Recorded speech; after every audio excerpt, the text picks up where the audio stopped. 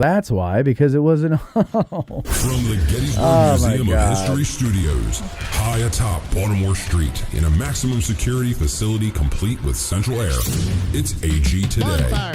Hey, I'm Gary Edelman. Hi, this is Wayne Motz. Hi, I'm Joey, Sir AC, and you're listening to Addressing Gettysburg.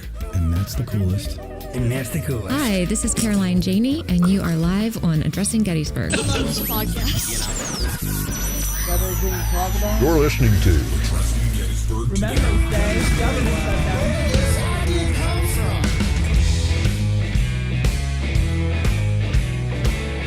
Oh yeah, we are here, and you thought we would never make it back in, but now we're here, and you're happy as sin, and you're dancing around your living room. Hey, close the shade, 'cause you got no pantaloons. Hello everybody, welcome to AG Today. I'm Matt, and I am sitting here with Bethany Yingalinga, and we are talking to you because that's what we do.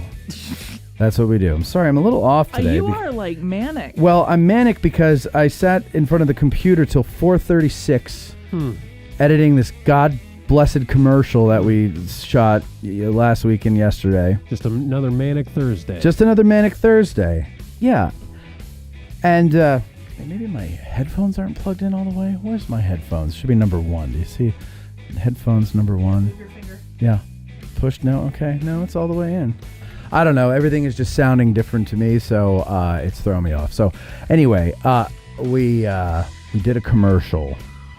We did. Tad and I and Courtney and Mikey B, who I think after this commercial is now going to be known as Mikey B. Ver.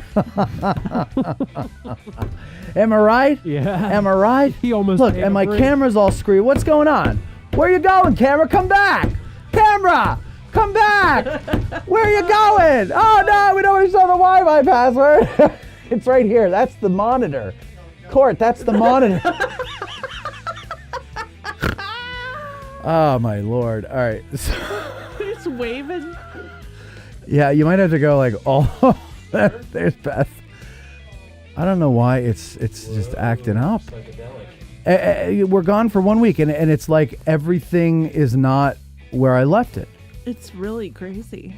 Right? There's a goblin in here, or a gremlin, I think. Maybe we have a call it. ghost. Okay. You know, honestly, let me tell you, that light bar in the corner behind you. Yes. Okay, so I leave it on blue. Yes. And I leave it on. Mm-hmm. And there will be days when I come in here and it's either strobe or like wave and changing colors and everything like that. And I was like, I'm not going to say it's a ghost. I'm not going to say it's a ghost.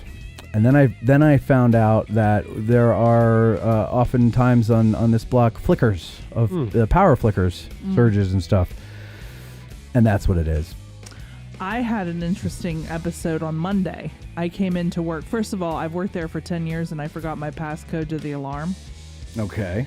Like I've done that. Like I've never seen this alarm panel before, and I just could not remember the code to save my soul. So I set off the alarm. So I had to call and tell them I wasn't in distress. But then I go up to my office, and my photo of Ezra that's behind my desk was in the middle of the floor, face up. Really? Yeah. So are you saying the ghost made you forget your No, password it was and... No, the password was the stroke I had earlier in the morning. Yeah. The painting. That's was... a long password.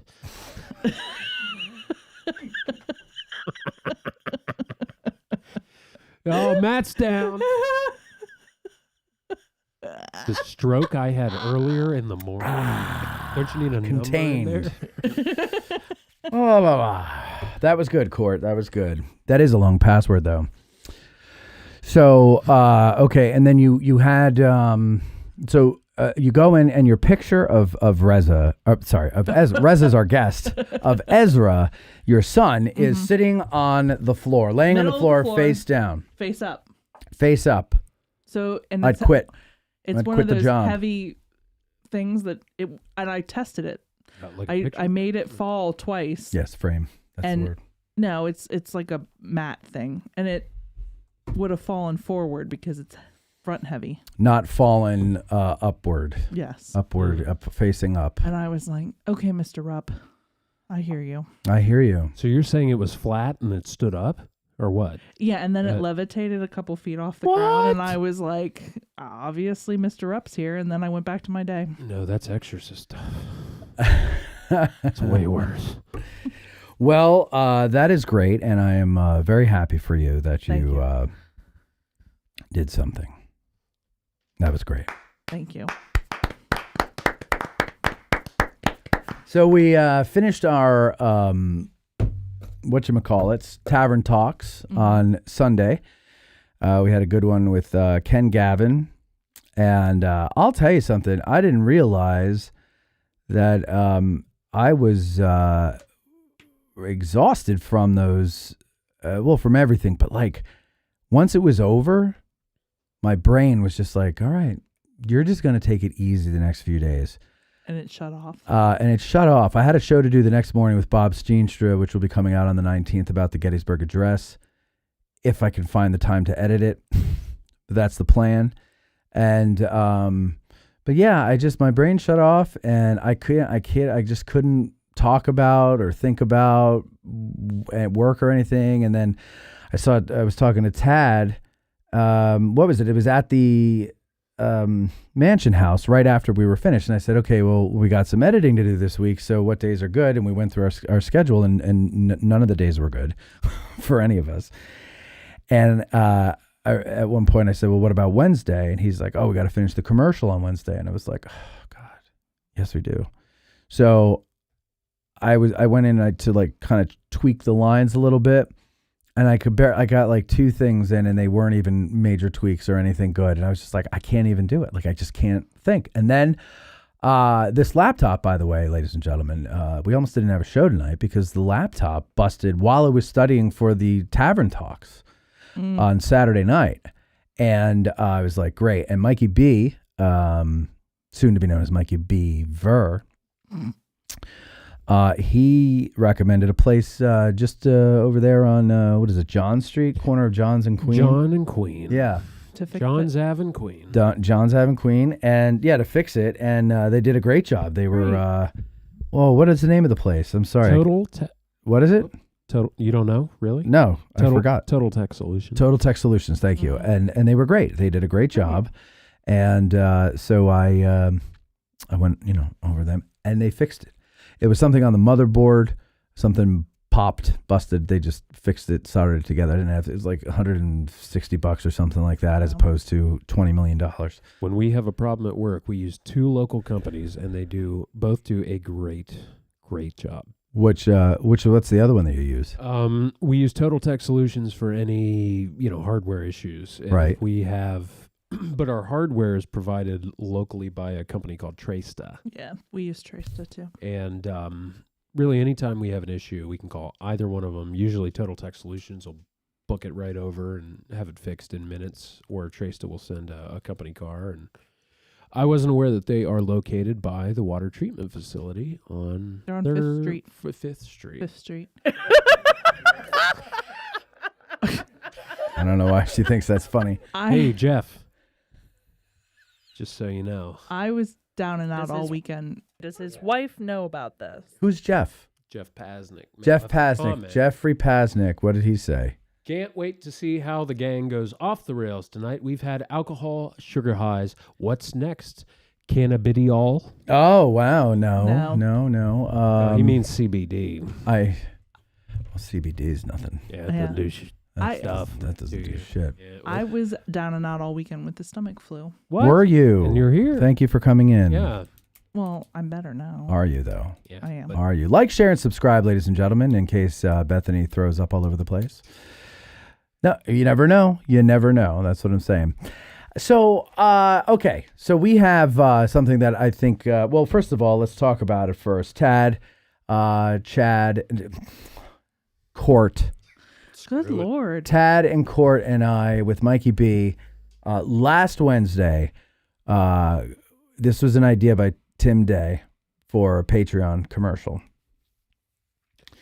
And so I had when Tim was in town a month ago or 2 ago, whenever it was, I had him record his idea in the microphone, and I let Court and I let Mikey B listen to it. And then we got together last Wednesday and we wrote the script. I wrote an outline for it. The premise that Tim had was Mike's in the office here. Court goes by, sees him. Mike's obviously perturbed by something. Court says, "Hey, what's got you, bugged or whatever?" He's beside himself. And then Mikey goes, I just don't know what to get the history nerd in my family for the holidays this year. And then then they start talking about, addressing Gettysburg Patreon and why you should do that and everything like that. And I said, okay, that's good. And then, so I thought about it and I was like, I think it would be better if we take an 80s sitcom dad talking to his son, right? Yeah. And mix it with a Massengill commercial. And that's exactly what it is. Now, does anyone know what Massengill is? Yes, everybody except for you. I didn't. I had no idea what Massengill. Tad knew, and he's 23 years old. I was a summer's eve man. Oh my God. But at least you remember those god-awful commercials. That is exactly what this is. I laughed so hard. So did Dr. Foosh. Urgent care. Erica, if you have it on. If you have it on, put it on, because we're going to get into it in a second here. So we decided then what's going to happen is we're going to make it sort of like, as best we can, The Office, right? So... But we're in the office. I love the typing sound when no one was typing. Well, it's somebody else. I know, but that's what made me laugh. We have more than 2 rooms. Yeah, well, there's a whole suite here. Yeah. So we have people. What? Oh yeah. So then Court's just walking down the hallway. He's got his TPS report in his hand or whatever the hell it's called, and he goes by Mikey's office. He sees Mike's distressed, and he asks him what's wrong. And Mike tells him, and he goes, "We need to have a talk." And they go for a walk. And on that walk, they have a talk. Happens. And the following happens. Here we go, ladies and gentlemen, right now, the debate. And you're going to see this in the commercial break too, but you guys always skip those or go out of the room or mute them or something or whatever. You don't actually listen to them. So I'm going to make you listen to it now while we all listen to it. Here it is, the debut of our Patreon commercial. Go ahead, Courtney.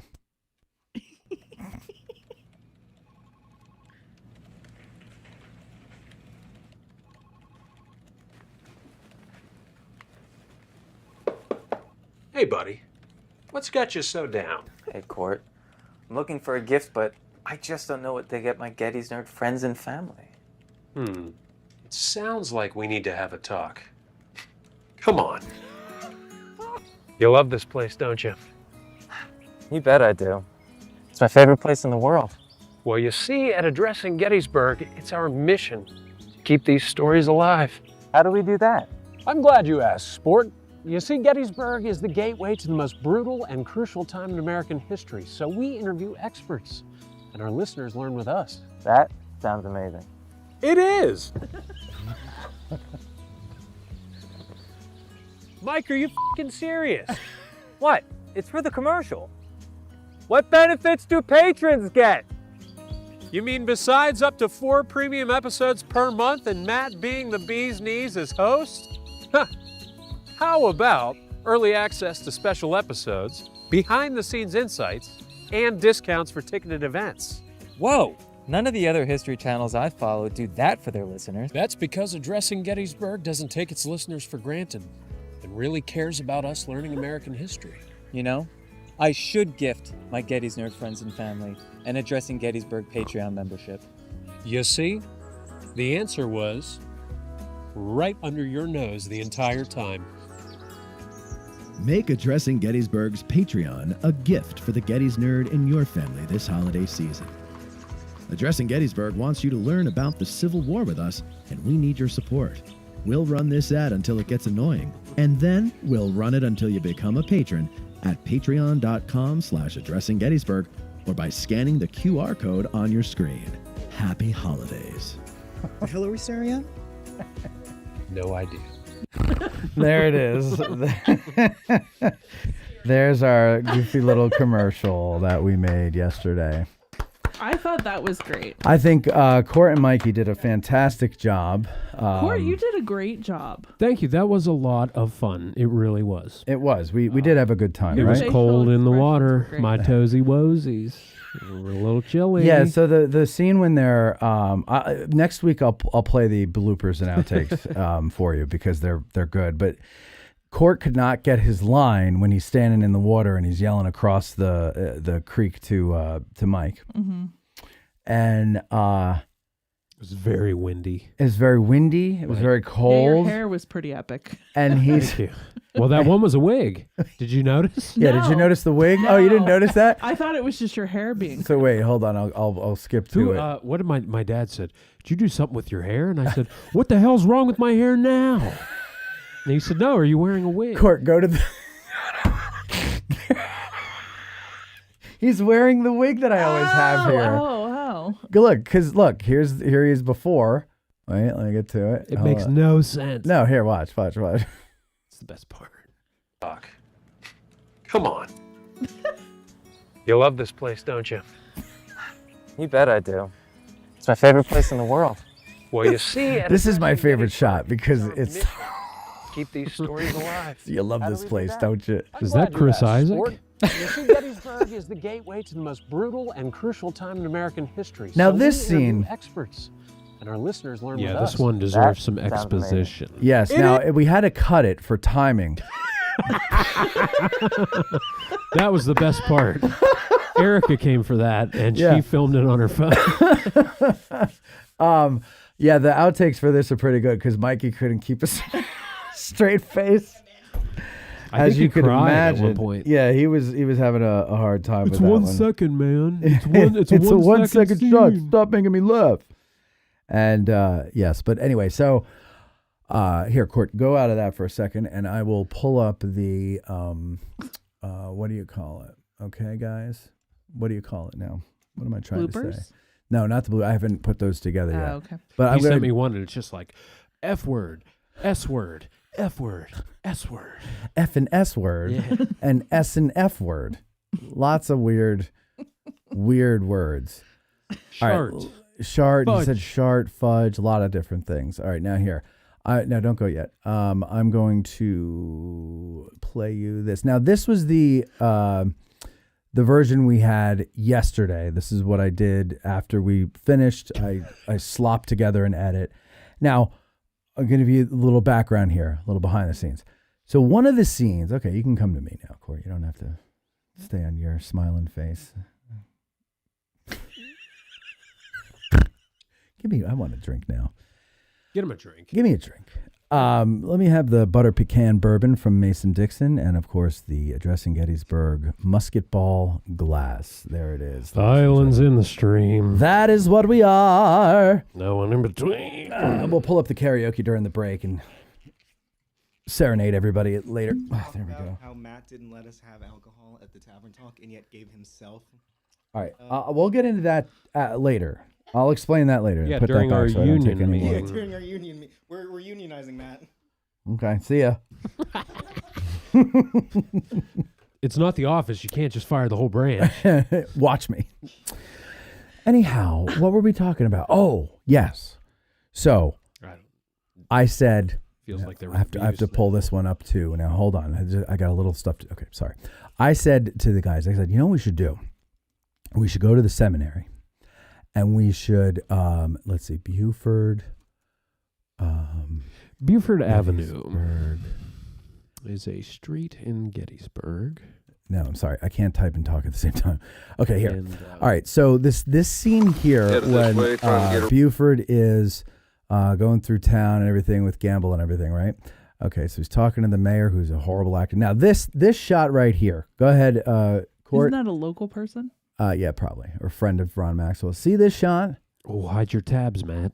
Whatever. It's all stuff for the show. Mm-hmm. Now watch, okay? And there we end at the cupola. Now we're like, let's Watch this, recreate that. Bethany, watch it. I'm watching. Okay, so Camera's on you. We try to recreate it. And here's the first draft of everything. Let me just skip through it here. Whoop. Okay, now here it comes right after this, so I'll just make this full screen and we'll go. I do. It's my favorite place in the world. Well, you see, at Addressing Gettysburg, it's our mission to keep these stories alive. How do we do that? I'm glad you asked, sport. You see, Gettysburg is the gateway to the most brutal and crucial time in American history. So we interview experts, and our listeners learn with us. That sounds amazing. Those sounds are mostly real, by the way. It is. Yeah, so... No, wait, So- play the next part. Oh, okay. Mike, are you fucking serious? What? For the commercial. What benefits do patrons get? So we go over to, I call Cody and I'm like, hey, which end of the building did they film that scene in? And he said it's the one by the bookstore. I said, okay, do you mind if we come over and shoot this thing for this commercial? He said, yeah, no problem. So we go over to shoot it and we get 3 takes. They do it in 3 takes, right? Mm-hmm. We call them 3-take court. Okay. But the third take is a one taker every time. That's right. The third take, he gets in 1 take. So we go, we get the 3 takes, and then I go, you know what? Let's just do 1 more for safety, because it took 2. It was 2 things. They had to get their lines, they had to get their pacing right, and I had to get the camera movement right. So there were a lot of things that had to go on. And at in once, a much right? more real sense, I was the one who said, let's get the third take. Was it you? Well, no, we had 3 takes. No, we had 2, and I said, let's get a third to be safe, and then the guy fired up. No, it was the 4th to be safe because I edited it all day and I know how many takes I went through. It was the 4th. Anyway, the point is, we get to the Bruce 4th Willis one, has. and next thing you know, you hear this leaf blower fire up like right before we're about to go, right? So I said, forget it. Let's just use it and just talk really loud like you're trying to talk over the leaf blower, because anybody who's been to Gettysburg knows that there's always some kind of godforsaken noise that you have to yell over. Or a motorcycle. It's a motorcycle, it's a landscaper, it's a fire engine, Helicopter. it's a helicopter, and that's just on the battlefield, right? Then you got the town's noise, tractor trailers, somebody blasting you, that music, whatever they call that, and just all this stuff to deal with, right, noise-wise. And so it's not, but we decided against it in the final cut because Mikey B's point was people who have never been here are going to be like, and actually somebody else said this too, is they're like, you're just going to get comments of people going, didn't you know there was a leaf blower? Yeah. And the reality of it is, obviously we did. And I went and I took the sound effect of a weed whacker and added it to the leaf blower because I just thought it was so freaking hilarious to watch them. It was funny, but the way you posed it to me though was, does it take away from the message? And I was like, oh yeah, Yes. I guess it does, but it's funny. Right. And we're trying to make a point here, and then of course we get it lost. Let's play it one more time for everybody though, because of course we love to see Court yell. I'm glad you asked, sport. You see, Gettysburg is the gateway to the most brutal and crucial time in American history. So we interview experts, and our listeners learn with us. That sounds amazing. Now, as far as going up to the cupola, this is the better shot. Now, in the final, here's the next part, right? So when we originally wrote this was not supposed to be shot here. Okay, so it was supposed to be somewhere else. Where was it? I don't remember. Oh, Trossel Farm. Yep. And so we said, no, let's go to the seminary. Let's use an iconic, building. And so we go, and we can recreate the Buford scene and everything. Problem was that I lost my train of thought. Why did I lose my train of thought? I don't know. There was a problem. There was a problem. The problem is that the next scene. So Mike says that sounds amazing, and it's supposed to be quick cut to Court going, it is. Right? And it was just supposed to be that 1 second, it is, and then we changed scene. But as you can see here, watch, the timing of it kind of gets ruined. Learn with us. That sounds amazing. It is. Right? Oh, it's I see not what you're right. saying. So in the final one, we'll go back to the final here. Not like everybody cares about this, but But we do. We care. So we're going to tell our story Long day. for posterity. Listeners learn with us. That sounds amazing. It is. See? I also But like we the lost. way, But we lost the cupola. yeah, but I also like the way Mikey B delivered his line So there too. down. Hey, Court. I'm looking for a gift, but I just don't know what to get my Gettys nerd friends and family. It sounds like we need to have a talk. Come on. You love this place, don't you? You bet I do. It's my favorite place in the world. Well, you see, at Addressing Gettysburg, it's our mission to keep these stories alive. How do we do that? I'm glad you asked, sport. You see, Gettysburg is the gateway to the most brutal and crucial time in American history, so we interview experts, and our listeners learn. Corey, you want to tell them your Brando trick for remembering your line here? Yep. Yeah, I was trying to get Tad to sit in the chair with me. So That's different. I put the lines in my M1858 dress hat. He put it in his dress. That sounds amazing. It is. Mike, are you f***ing serious? What? It's for the commercial. What benefits do patrons get? You mean besides up to 4 premium episodes per month and Matt being the bee's knees as host? I love how the bird even starts laughing. So the bird. There are no birds There right are no now. birds. Oh! Yeah, it was all sound effects. The music, Oh, the okay. birds, all the nature sound. Like if you look at the end here, you're going to hear a horse trot by. Make Addressing Gettysburg's Patreon a gift for the Gettys nerd in your family this Oh, okay. holiday season. Addressing Gettysburg wants you to There's learn no about horse. the Civil War with us, and we need your support. And this, by the way, let me tell you, when we were out there shooting this, Tad walked into the shot without being told. This wasn't part of the plan. Tad did it himself. Mm-hmm. And it was. And, well, that was the second take after we decided that's what we're doing. And so when I see him walking in there and I'm like, this brilliant little bastard. Mm-hmm. Right. And I was so excited because it worked. And I said, okay, let's do it again, but this time do it again. And then, whatever. So, because I think the first time when you said, what the hell are we looking at? Or whatever, I think Mikey laughed or something. Is that right? It was either him or okay. Now I'll sit with you. Okay, we're gonna break this fucking chair. I can't get my knee in. Okay. What is, Okay. oh. All right, how's it going? Okay. All right. Go ahead. How far you want to take this bit? As far as it'll go. As far as the whiskey will take me. All right, go ahead. No. Yeah. So, no, I think it was Court who laughed. And then the other thing, too, was that I knew that, like, there had to be a little bit of timing before I said my line of what the hell are we looking at. Yeah. So the second time was when you were the one who, knowing how it was going to look in the editing, you were the one who cued it. So, Point at you, yeah. Yeah. That being said, you do need one more beat in between. In between what? When you stop talking and when he says. Let's see. Wait, that's that. Run this ad until it gets annoying, and then we'll run it until you become a patron at patreon.com/Addressing Gettysburg or by scanning the QR code on your screen. Happy holidays. The hell are we staring at?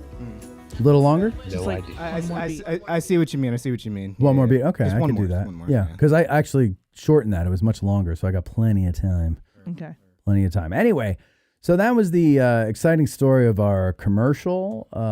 We are available for sale if you would like to hire us to write and produce your own commercials for your business. I love dorky stuff like that. That kind of stuff makes my day. It's also the pilot for you and Mike's sitcom. Yes. You should come up with a sitcom. Oh, I have one. A jingle? Yep, let's get you. Like you have for the Bethany one? Oh, I don't have a jingle yet, but I do. There's one that who was it that originally? I think it was Pete and I came up with this like 20 years ago when we lived here, and it's built since then. And now that with the podcast, there's more of a core to the story. Mm-hmm. So Mikey and I have talked about it too, but Court and Mikey have an idea for those are for mainly shorts, right? Yeah. For like shorts. But I was actually thinking today, there's a way to incorporate the larger scope idea that I have with those shorts. Exactly. Yeah. It's blend more them of together. it's an addendum to a bigger universe. That's That's true. That's true. This is Ant-Man, but Matt is talking about Marvel. That's right. I'm talking about the marvelous universe of Addressing Gettysburg's insanity. I guarantee you Matt has never seen a Marvel movie. Some of them are good. Some of them suck. I have not. No, I don't think I have. The Avengers? No. Iron Man? like that. Iron Man's good. Nah. That was I like, Robert Downey Jr. Robert Downey Jr. I like Robert. I like Robert Downey Jr. I just have never. That was his comeback. Yeah, I just never. Robert Downey Jr. I never saw that one. Remember when he got so high he fell asleep in somebody else's house? Robert Downey Jr. He got so high, what? Fell asleep in somebody else's His house. neighbors came home and he was asleep in their kid's bed because he was high on. Oh my God. That was him. And then, like, honey, who's in Georgie's bed? Robert Downey Jr. Why is You he come there? home and Robert Downey Jr. is asleep in your child's empty bed. That's ridiculous.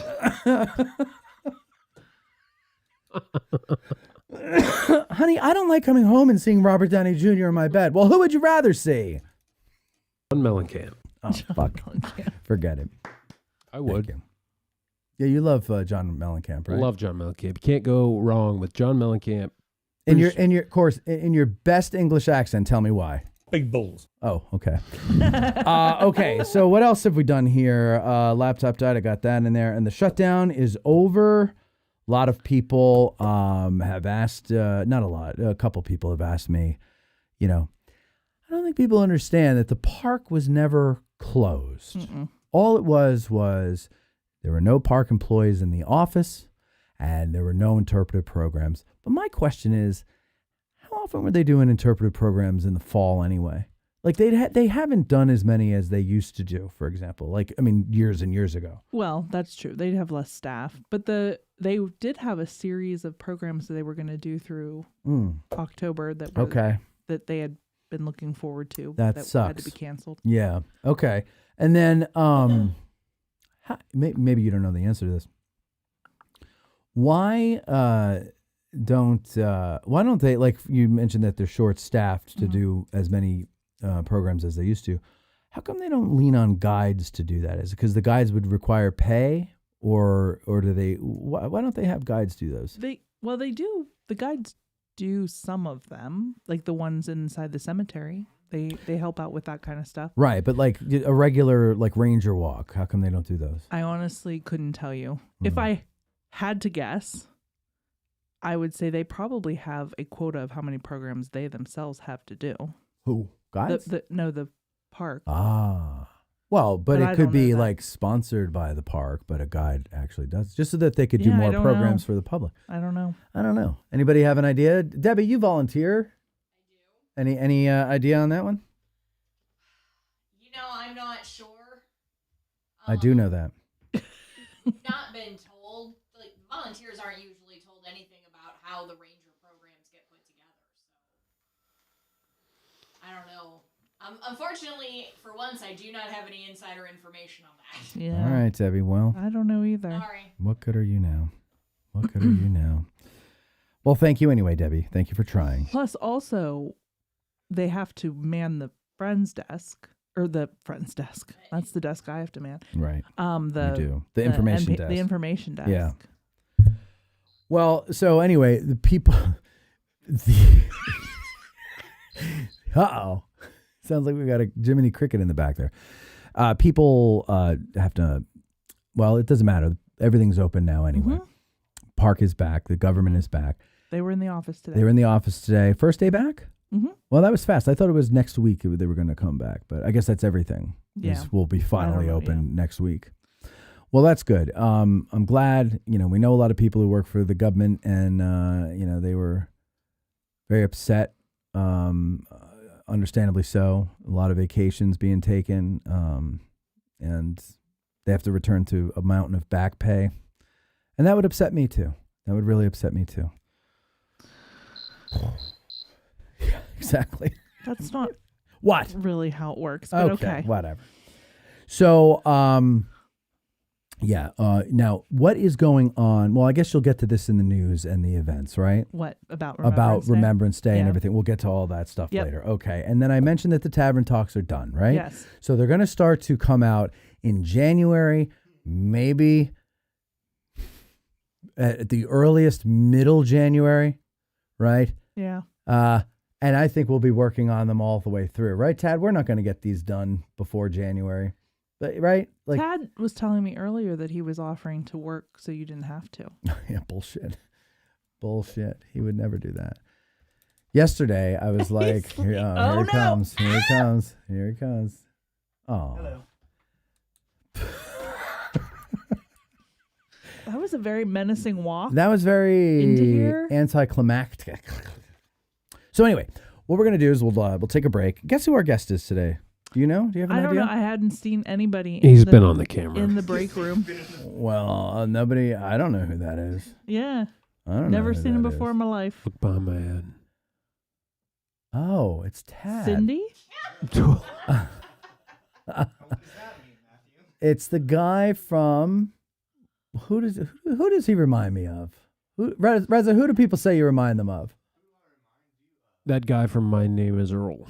No, I never watched that. I don't know. No, it wasn't good. I'm not saying it was good. I couldn't tell you. I don't know. I haven't watched it. Digital Underground. Humpty Dance guy. The Humpty Dance is your chance to do the hump. No, you don't know that one? Oh. He was in Nothing But Trouble. John Mellencamp. Do you sing, Reza? No. Do you sing, Reza? Not well. At least he's honest. Oh, wait, I gave it away who the guest was. I know. You ever had man. rattlesnake? So you were lying. You were lying all along. Well, that's what we'll do. We'll take a break. We'll be back in a moment with Reza. We'll talk about the farmers market and a whole bunch of other things. BRB after these MES We'll be right exchanges. back with Matt and Bethany.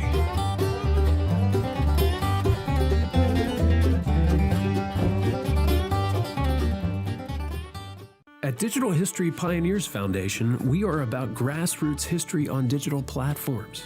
That means we are about podcasters, documentarians, YouTubers, and even TikTokers. All of these creators are out there trying to share their love of history with the public. They don't need ideas, they need funding, both from viewers and corporate donors. DH Pioneers' initial funding focus is on the Civil War era, with a special emphasis on the Addressing Gettysburg podcast. So be a vital part of the unique content Addressing Gettysburg has in store by donating at dhpioneers.com and help bring your love of history to the people.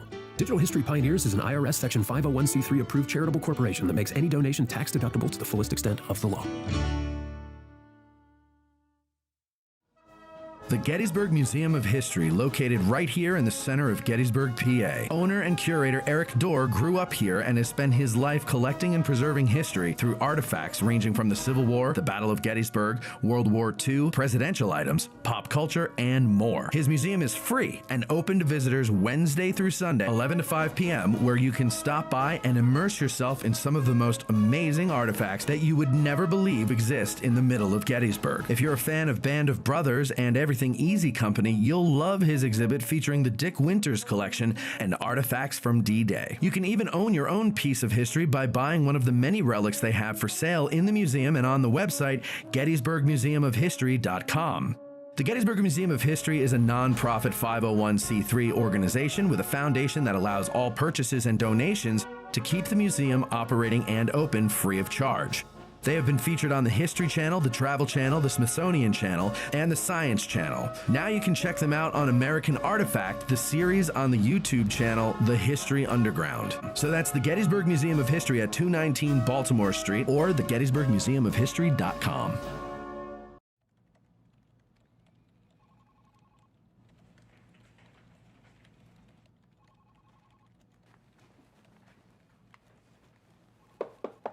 Hey, buddy.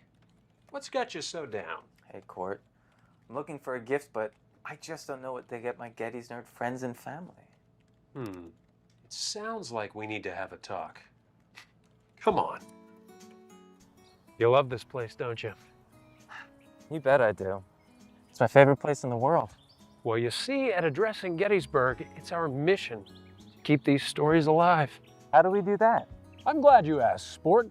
You see, Gettysburg is the gateway to the most brutal and crucial time in American history, so we interview experts, and our listeners learn with us. That sounds amazing.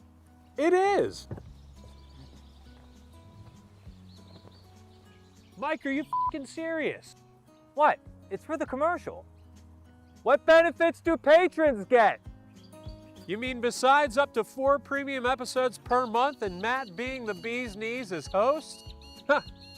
How about early access to special episodes, behind-the-scenes insights, and discounts for ticketed events? Whoa!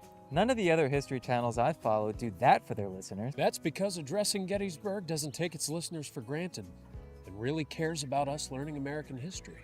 You know, I should gift my Gettys Nerd friends and family an Addressing Gettysburg Patreon membership. You see, the answer was right under your nose the entire time. Make Addressing Gettysburg's Patreon a gift for the Gettys nerd in your family this holiday season. Addressing Gettysburg wants you to learn about the Civil War with us, and we need your support. We'll run this ad until it gets annoying, and then we'll run it until you become a patron at patreon.com/addressinggettysburg or by scanning the QR code on your screen. Happy holidays. The hell are we staring at? No idea.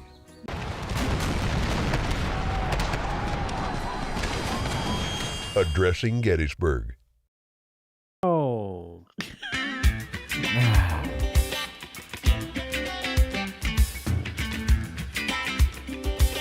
It's a funky beat. You're back with Matt and Beth.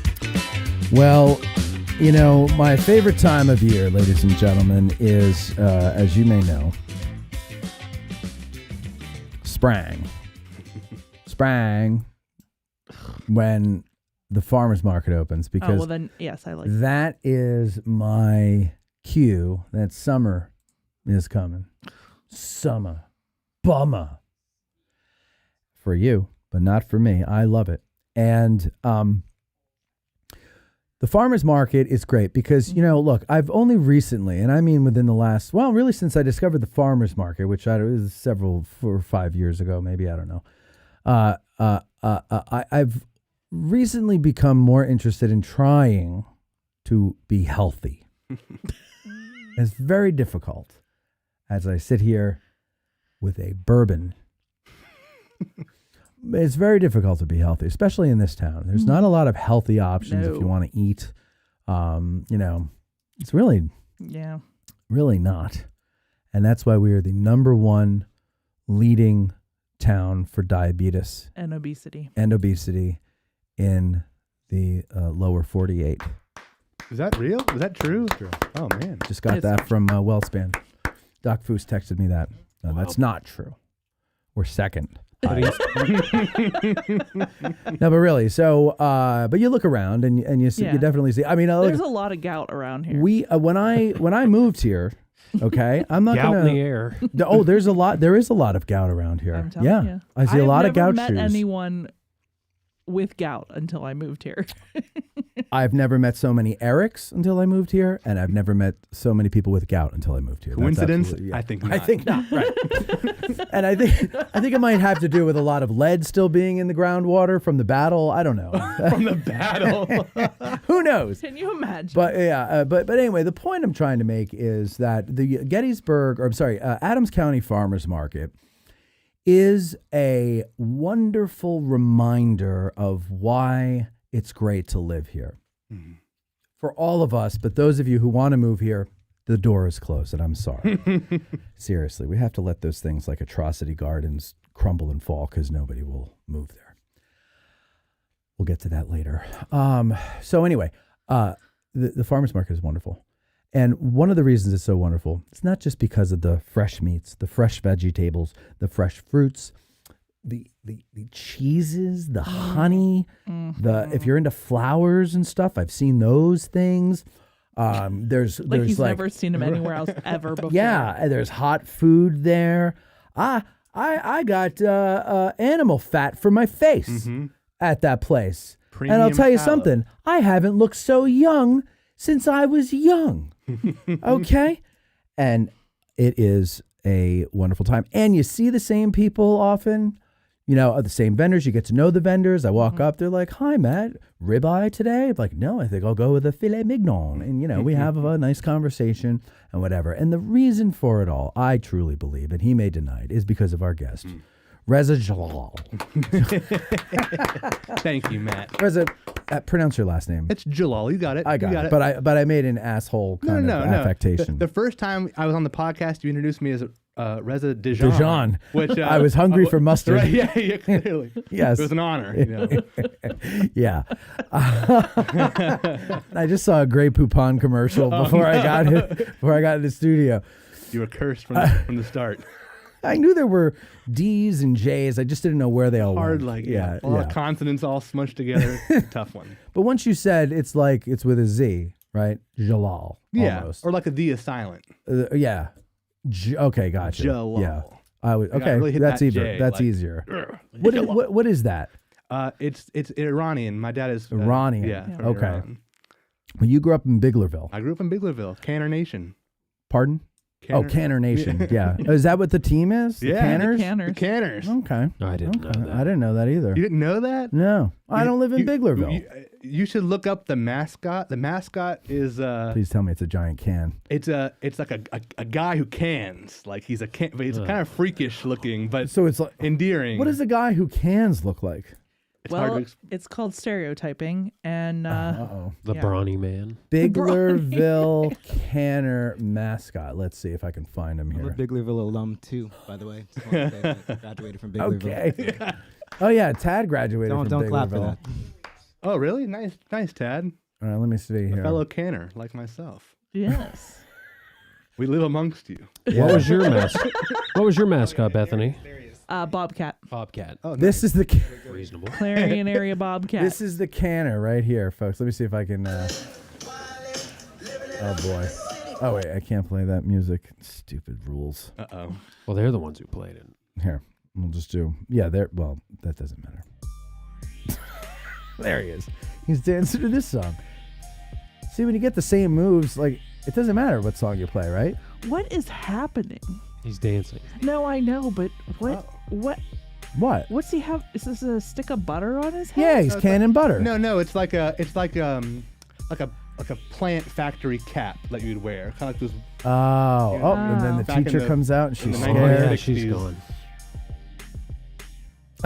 Because the company I work for originated in Biglerville. Okay. So the first plant that canned or bottled or whatever applesauce was in Biglerville. So a lot of people in the area worked for the factory. I see. Okay. Hence the canners. Yes, I should have mentioned that. There's because the Nouse Foods plant, R.I.P., was in Biglerville. But it still exists. It's just not in Biglerville anymore. It's not dead. It's just moved. The Biglerville plant is dead. Wow. The Biglerville plant is. But other plants live on. Right. Yes. Right. Where is where was the plant in Biglerville? It's right next to the school. I think they donated a bunch of money to the football team Okay. at some point in the 1940s. And that's why they're the canners. And that's why they're the canners. Okay. A lot of chicanery going on. So Reza, how was the season this year? It was a great season. It seemed like it. We got the Addressing Gettysburg bump, obviously, when I first came on, and that really carried us through the whole year. As one can expect. As well as your patronage. I mean, I think you're pretty much single-handedly keeping most of our vendors afloat. Well, I'll tell you what. I love the beef and chicken that you can get at a farmer's market. It is way better. Way better. Same as the produce. Way better than in a store. Yep. Yeah. And I say this all the time, and I'll say it till I'm blue in the face, and everybody has tried farmer's market food because it is the best. Now, it's a little more expensive. I will it's a little more expensive. Maybe not But these you're days. supporting local. And and that's true. half the battle. It is half the battle. Is you're supporting local people. You can always doesn't go to have- the farm. It's probably cheaper at the farm anyway because they don't have to go out there, But yeah, that's what helps them through the winter. Mm-hmm. So I get my steaks from Weichert. Mm-hmm. And oh shit, I forgot the other name. But usually when Weichert's not there, Seven Sky Farm. that's it. Yes. Mm-hmm. and her name is Kathleen. Kathleen. Very nice lady. Yes. Interesting story. So here's one of the magical things that can happen while you're at the farmer's market, okay? Pardon me. As you die. You're getting choked up just thinking about it's it. wonderful. You can be sitting there talking with Kathleen from 7 Acres Farm. Seven Sky Farm. And just, getting an education on the difference between grass-fed and grain-fed beef, which I was. And then another couple comes over, and she sees them, and she goes, "Oh, hello, Mr." And I won't say the last name. And I recognize the last name, and I repeat it, and I spell it, and he goes, "Yes." And I go, let's just say it's Jones. I go, "Jones, is that Jones, Jones?" And he goes, "Yes." And I go, "Do you have any relatives from Long Island?" And he laughs, and he goes, "I do." And I go, "Brian?" And he's like, "Yes." And then the woman says, "That's my husband." And I said, "Brian Jones is your husband?" And she goes, "Yeah." And I'm like, "Did he go to George Mason University?" She goes, "Yeah." And I was like, "No shit." I said, when did he, graduate and all that?" And everything lined up. I went to college with her husband. That's crazy. And I'm like, "Where are you guys living? You live up here now?" And she's like, "No, we live in Fort Lauderdale." And I'm like, "Well, what the hell are you doing here?" And she's like, "His family lives here. His uncle lives here." And I'm visiting his uncle. And I go, "Well, where's Brian?" And she's like, "Fort Lauderdale." And I go, "Well, what the hell are you doing here if it's his uncle?" I was very confused. But anyway. But connections is the point. Yeah. Yes. But I knew 5 hours later. I knew I had the right Brian Jones because while I was trying to figure it out and I was just standing there in disbelief, she goes, "Was he an asshole to you?" And I go, "Well, to everybody." And she's like, "That's my husband." So that's how I knew. But I had a 25-year or 24-year, whatever it was, blast from the past at the farmer's market. And I think that happens every Saturday. Every person who comes has some sort of experience similar to that. Yeah.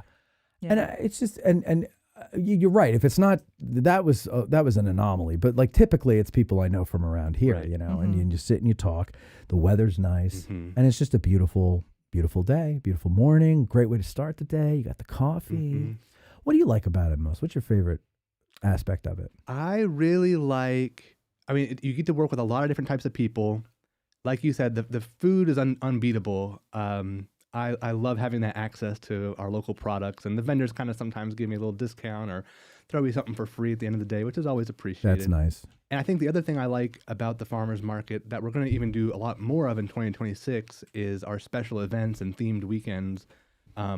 It just so happens that the semi-quincentennial America 250 also Semi-quincentennial. Is that what 250? Yes.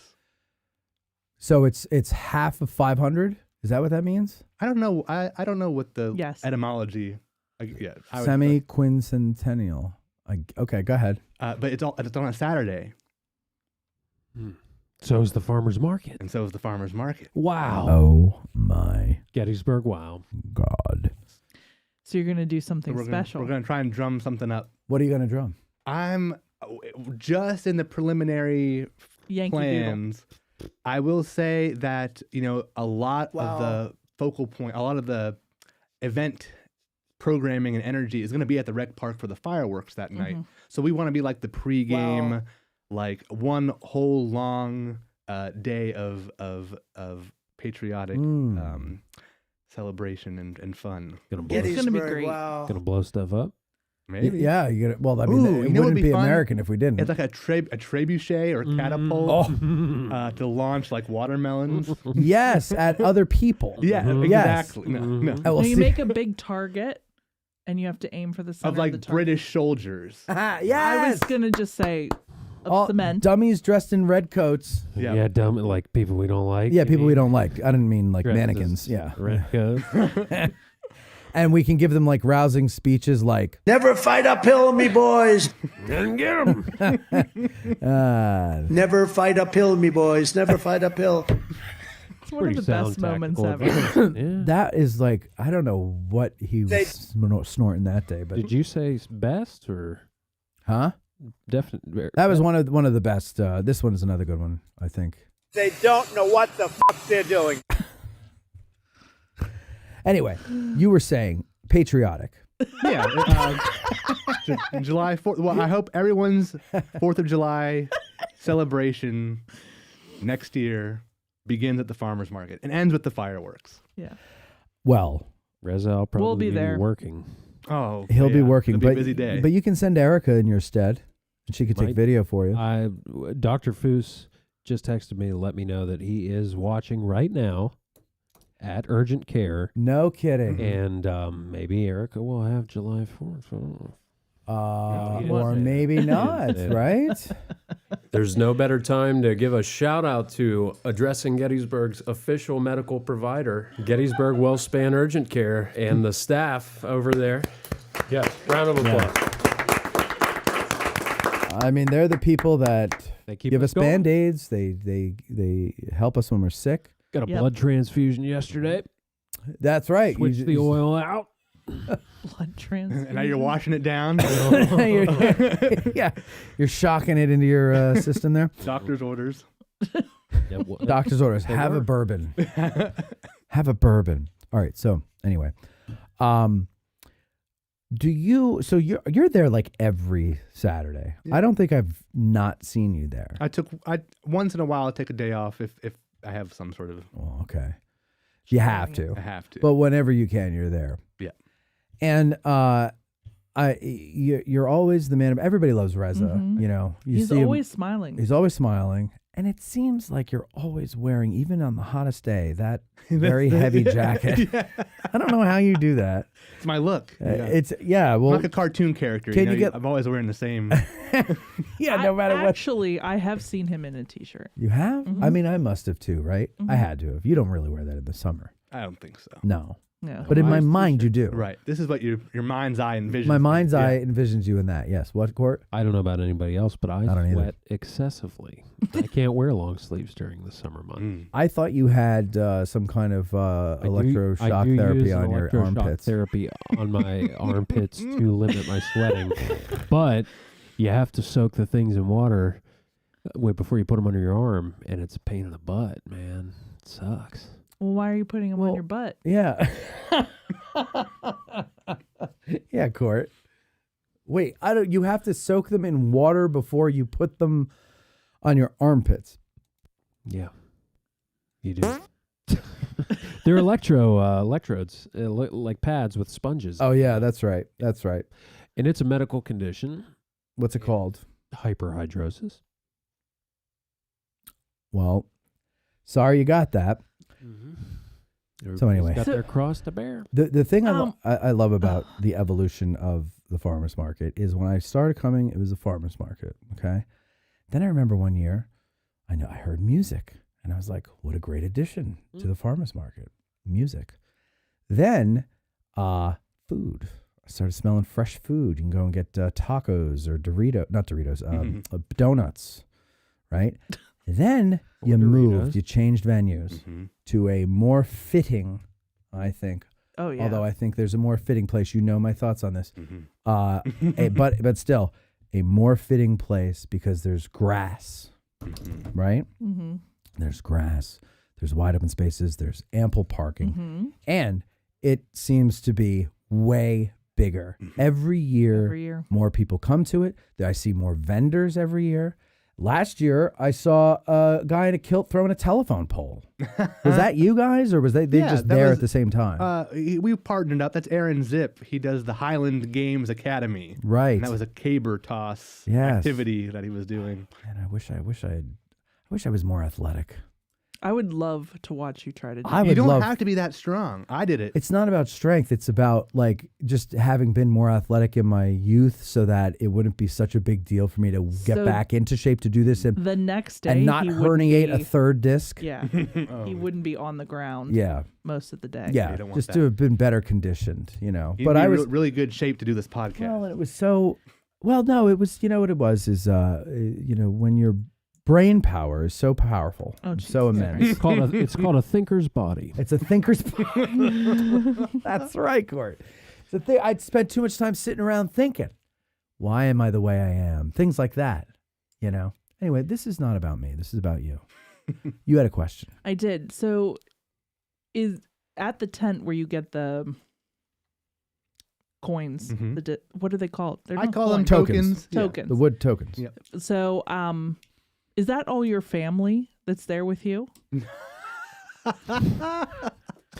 Oh no! No, that's funny because there's been so many like racist. Yeah, I think No, this no, is no, very- no, yeah. no. No, Yeah. very Yeah. racist. That Yeah. wasn't. Very Yeah. racist. I wish I had a racist it sound wasn't effect. racist. I would have had a racist There, sound effect. Inappropriate bell. That'll weigh in. That's It not. wasn't racist. I didn't. It mean was to charming. be. It was charming. I'm teasing. Oh, there were other Iranian people of Iranian descent. Are they your family? Do you all know each other? Oh, come on. We're just teasing. Yeah, It's That's not okay. how I meant it. I apologize. But you all were acting like you were family. You know, It feels like a family. picking on each other and doing all that kind of stuff. So I was like, you said you're there every day. I assumed that you would want to spend time with your family. If Yeah. I worked there, I would want Mark there. Aw. But it's also nice to, go ahead. I'm sorry. Oh, that's okay. I think if the people who I think you're thinking of, we have a pretty good team. So there's me. Mm-hmm. We have our food programs coordinator named Josie. She was just hired on this year. Okay. She has a pretty cool story. She came from New York, came to Gettysburg College for school, and then fell in love with Gettysburg and decided to make a life here. Yeah. Coming to the market and volunteering since she was 10. That's Really? cute. And she sometimes it's the mom or the parent. Yeah. Like, Push 'em hey, in. it's time to come get up in the morning. Let's go to the market. She's getting her parents up. It's like, Mom, we gotta wake up, get to the market. Well, that's the way it is. The you other know, reason I yeah. assumed it was family is because it's A little young- yeah, young younger- people Yeah, yeah. and parents. Like brought his little And she's cousin also along. she is brown, so you know. There you go. I don't Racist. care if they're black, white, or brown. You can have a family that is all white. No, we're not saying that you care. We're just saying you made an assumption Right. based on skin color. Exactly. That's not what I was doing at all. Well, it was that's okay. small children. Well, is and what there's- made me make the and there's assumption. many people who say, "Is this your daughter?" Yeah. To me, Yeah. So it's Yeah. cute. It's endearing. Burnt pole tops. Oh my God. That's Bethany, not what I just meant. Leave it alone. It's not what I meant. Leave it alone, Bethany. My God. Tad, do you want to tell a story about how Bethany mistook your race for something, or you have anything like that? No. I okay. didn't. We're just teasing you. We're just Okay. teasing Approval, you. that's all. What do you think it is that people love about a farmer's market so much? Is it all the stuff that I mentioned, or is it something else, or is it a wider array of things? What is it? I mean, it's a lot of things. I think what you said, that the quality of the products, the community aspect. If I want to get like super sort of high level psychological, I mean, there's only so many places you can get groceries, namely grocery stores or farmers markets. Mm-hmm. And I think that grocery stores have a place, but it's so designed to be to drive sales. It's not meant to be conducive to interaction, Right. And how to get you to do impulse buys. Whereas the farmers market, it's open air first of all, Right. fresh air, sunshine, good weather, and then the conversation with the people who produce the food. Yeah. So when thinking about those two in contrast with each other, it's like the farmers market is just this more community driven venue for groceries as opposed to a grocery store. So I think people, it feels nicer to be there. Well, I know It this does. is kind of like my paranoid brain at work here, but I feel like when I go into a regular old produce or meat department, I feel like everything is poison. Mm-hmm. No, I really do, because like I They end don't up care about it the way No, a they farmer don't. would. Well, and also I found that, like, the FDA allows meats to be dyed so that it looks a certain color. And Then why do I what? Fruit and vegetables. Oh, I'm sure. Well, yeah, because they don't even taste like what they're all sour. Right. You want to hear something truly scary? Yes. Truly scary. Yes, I do. Do you want some? I had a scary music? former teacher. A farmer whose teacher. friend worked at a fast food chain. I won't say the name, but it's Mexican type food. Oh, Yokiro, if you know what I'm saying. And what? Yokiro. Chick-fil-A corporate is very protective of their taste profile. Yo Quiero Chick-fil-A? Yeah. Okay. Slander. That's protection. right. He said that his friend showed him the bags of meat that they use, and they are grade D. Oh, yeah. And the description under grade D says, still fit for human consumption. Still fit. No matter what rat butts and fingernails, and you can still eat it. Yeah. Delicious. Yeah. Delicious. I'll tell you something. It's delicious. Well, and I don't get that feeling at the farmer's market. No. Okay, that's my point. I get the opposite feeling. I actually feel like I'm eating God's nectar. I don't know. I wouldn't use it as a tagline, but I like what you're saying. I would. Come to the Adams County Farmer's Market and eat God's nectar. Yeah, the pickiest eater on the face of the planet, my husband, goes to the farmer's market every weekend. That's what does he get? Usually carrots and stuff from that one produce stand along the side. Star and Wars then, toys. and corn. When the corn comes in, we do a lot of corn. And then he goes to the meat, Weikerts and yeah. So do you know what the difference is between grass-fed and grain-fed? One's fed grass and the other's fed grain. That is correct. No. So do you know? I kind of know where you're going, but let's. All right. So the beauty of grass-fed, this is according to Kathleen. Let's say you take a ribeye, right? Ribeye full of fat everywhere on a ribeye. Now, the way I used to, when I, from my introduction to steak and things like that, from cooking at home and barbecues and all that, I never liked it because nobody knew how to cook it. Right? It was always burnt.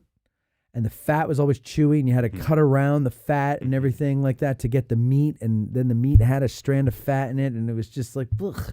And I go, I don't understand why you're all like frothing at the mouth over steak. Like, I don't get it. Then I bought a Blackstone, and I was like, I better learn how to make meat, and I learned the right way to do it. Okay, now here's what Kathleen told me: you can eat the fat, meat and fat, on grass-fed beef. Because what happens when you cook it, if you cook it right, the fat turns to like soft butter consistency. And you can eat it, and it is a burst of flavor in your mouth. And God damn it, I do that every time I have a ribeye. I eat the whole damn thing. I don't miss anything. You notice the difference? You just eat the fat. Do I notice the difference? Yes, because with grain-fed, that fat will be tougher no matter how you cook it. It won't necessarily be bubblegum chewy, but it will be a little tougher, and it won't be as pleasant, and it won't be as flavorful. Grass-fed all the way. Grass-fed, grain-finished, she said, is okay. Yes. But for the most part, it has to be grass-fed. Last 6 weeks. There you go. Oh, I didn't know that. She didn't say that. Yeah, okay. Last 6 weeks. She actually invited us to the farm for a steak dinner. And I lost her card. Oh, I can get you her contact Please information. do, because I really want to take her You should up have her on the that. podcast. Well, that's what I originally we were talking about when that'd be great. my college friends' relatives popped up, and that's what we were talking about. Yeah. She's also, it's nice that it's a veteran-owned business. Yes. And, that is nice. She has a very fascinating story. Yes. She was a staffer for some congressman, and I said, honestly, tell me, are we effed? And she's like, yeah. And I go, well, what should we do? And she's like, just enjoy it while it's while it lasts. And buy local. Yeah, and buy local, right. Get to know your local farmers. Anyway. So what do you got planned for next year? Do you have anything planned already? Yeah, we're cooking things up. Like I said, I mean, I hope it's grass-fed. Grain finished. And It's all right. finished. That's fine. The 4th of July will be a big day for us. We want to partner with the rec park to make it like a whole day of 4th of July fun and festivities. Halloween is also on a Saturday. So we got the 4th of July and Halloween also on a Saturday. Good. So we got to think of something fun. So everybody will be dressed up. That's I the have hope. an idea. Lay it on me. Or do you want to talk about Well, we'll talk about it offline. Offline. Yeah, you don't want to say it. Go ahead, tell them now. I'll bleep it. No. No, you this whole time. Wow, that was good. Jeez. Oh, come on. We don't really think you were being racist. We know it's Greeks that Well, you the only person who opinion who matters is mine. Right. He doesn't. I think give you were- the pass. Yeah. You can make Iranian jokes all you want. Yep. That's not. Is it Iranian? Iranian. Forgive And me. Iran Iran. so far. Iran. Oh, sorry. Iran so far from you. Oh, God. All right. So you got 4th of July. You got Halloween, both on Saturdays. What else? You What got. You have any musical acts lined Oh up? yeah, we're sending out our sign up for musicians. We try to have live music every weekend. Now, what do you do for that? Do you seek them out and invite them, or do you just have like an open sign-up list and people volunteer themselves? Well, like you said, Matt, we've been growing year over year. The Yeah. market's been getting a little better every year. We try to do improvements. So it used to be no music at all. Then it was whoever would come for free. Then it was, we formed a little rapport with certain local musicians like Heads or Tails Experience and Jeff Colby, Becca Foster. I just bumped into Javier the other night. Oh, yeah. What a great guy. He is. And so, and then now we've gotten to a point where actually local acts, local performers have reached out to me and said, "Hey, I heard about your farmers market. Could I come and play?" That's cool. Yeah. And so You now should that be very proud. I am proud, and I appreciate both of your patronage and support. I mean, again, we got the Addressing Gettysburg bump, which Okay, yeah. you don't have to keep. That's not true. You don't have to. your say that. legions of followers. Yeah, I know they're swarm, not. flock to the farmers market. Our followers don't live here. Well, when they're here, People who they live show here up. don't show up or don't listen to us. What if we had farm aid Actually, there? you'd be surprised how many people, like, from working where I work, the friends, I know they're not from here, and I see them at the farmer's market. And I'm like, oh, that's kind of cool. Like, you have no allegiance to the town part. You love the battlefield, but you don't have allegiance to the town, and you still come out to our farmer's market. That's pretty cool. Yeah, well, we have a great one. And I will say, Matt, I mean, this is, I am sort of joking, but twice this year, two different people. Okay. In different sort of a little different conversation, but someone said, like, I've seen you somewhere. Where have I seen you from? Like, wait, were you on the Addressing Gettysburg podcast? You know Matt Calorie, right? Really? Yeah, that happened twice. Oh, Two different okay. people. Matt He's loves that. famous. Matt loves that. He loves that. He I loves don't it. know where they were from. I don't know if they were locals or. He loves it when people recognize the guest Yes. on the show and Yes. not him. Yeah, No, he I don't loves like. it anytime I like when somebody other mentions- people. Yeah. Well, Court tells me all the people that come into his work and want to kiss his feet and just Yeah. stare at him and Yeah. stuff, and it's Yeah. because of the show, and I do love that. Yeah. Usually old 6 men. Questions Lentz gets people asking him to do practice tours and everything, and it's all because of the show, and I like that. Yeah. I got Nobody asked me to do stopped anything. at a restaurant. Really? Yeah. Which She was restaurant? stealing. Dine and No, dash. I wasn't. But a guy came up to me at the restaurant and was like, "Hey, aren't you Bethany?" And I was like, Do you ever find the names of these people? Or do you ever what do you do? I'm curious to know. What do you, when somebody recognizes you from here or somewhere else, right? How do you handle it? What do you do? I personally, Yes. I'm telling the world, I am really bad with names and faces. I Sure. can't remember really Jack squat. Jack Poopy.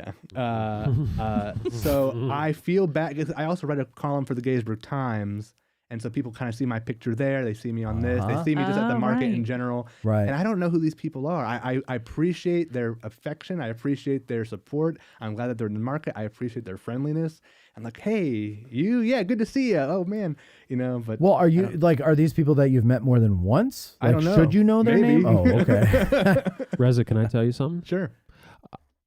I have seen you driving around Gettysburg probably 6-7 times, and every time I want to say, "Hey, Reza," but you're not gonna know. You're not going to know Court. You know Court, though, don't you? No, Have you been on the show since he's been here? Yeah, I remember that, but he in the spring. Yeah. Yeah. Sure. See, Of course I have. I even know what kind of car. he I drives. always make sure I point out who the hell I am when A Datsun. because I know that A out of Cooperwagen. context. Out of context. Exactly. Yeah. Yeah, right. In the studio with the headphones on, it's like, how could I not know you're Bethany? Yeah. But out in the real world, it's like, Yeah. I have to go through my mental Rolodex. That's the other thing is because people, you don't know, why should I know you? Yeah. Like, and I have to go back and I take, I'm not that smart. So Yeah. I have to, like really think back. It's not smart. It's this Alzheimer's. problem when you it's Alzheimer's, yeah. Yeah. No, it's this problem when you meet too many people in a short amount of time.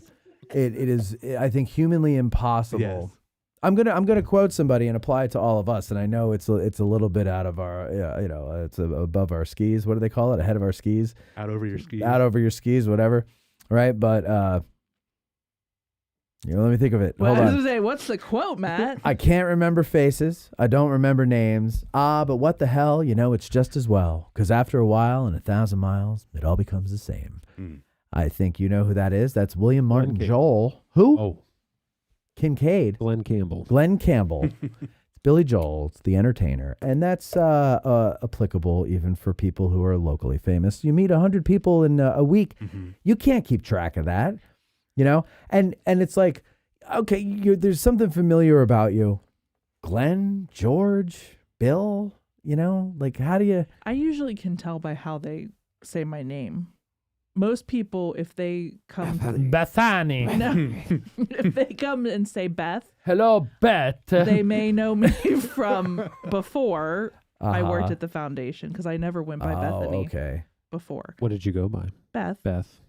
And then it wasn't until... She went by Sharon. Wow. But people call her Beth Actually- when they see her. Actually, I went by Betty for a really long time. Did you really? Mhm. That's such an old lady name. Yeah.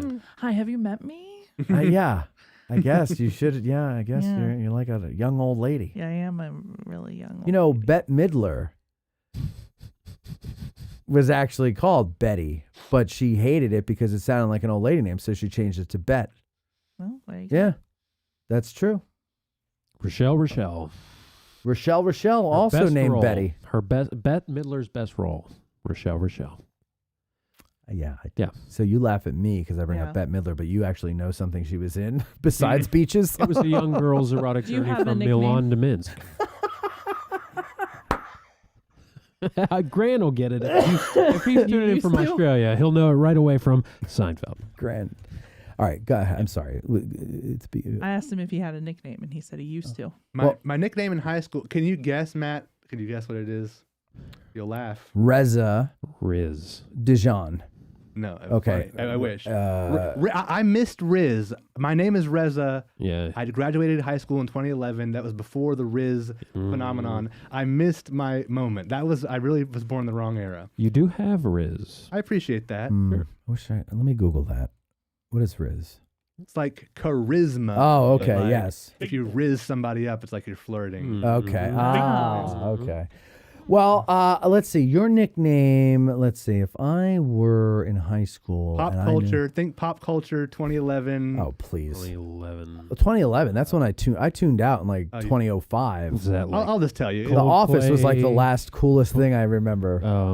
Red Hot Chili Pepper. I was Borat. Whoa! Oh, very Yaxima. Borat.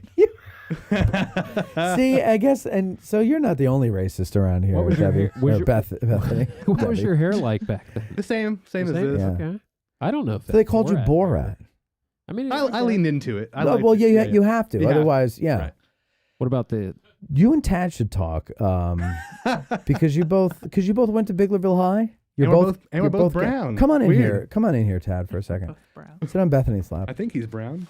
It's an So official you- meeting.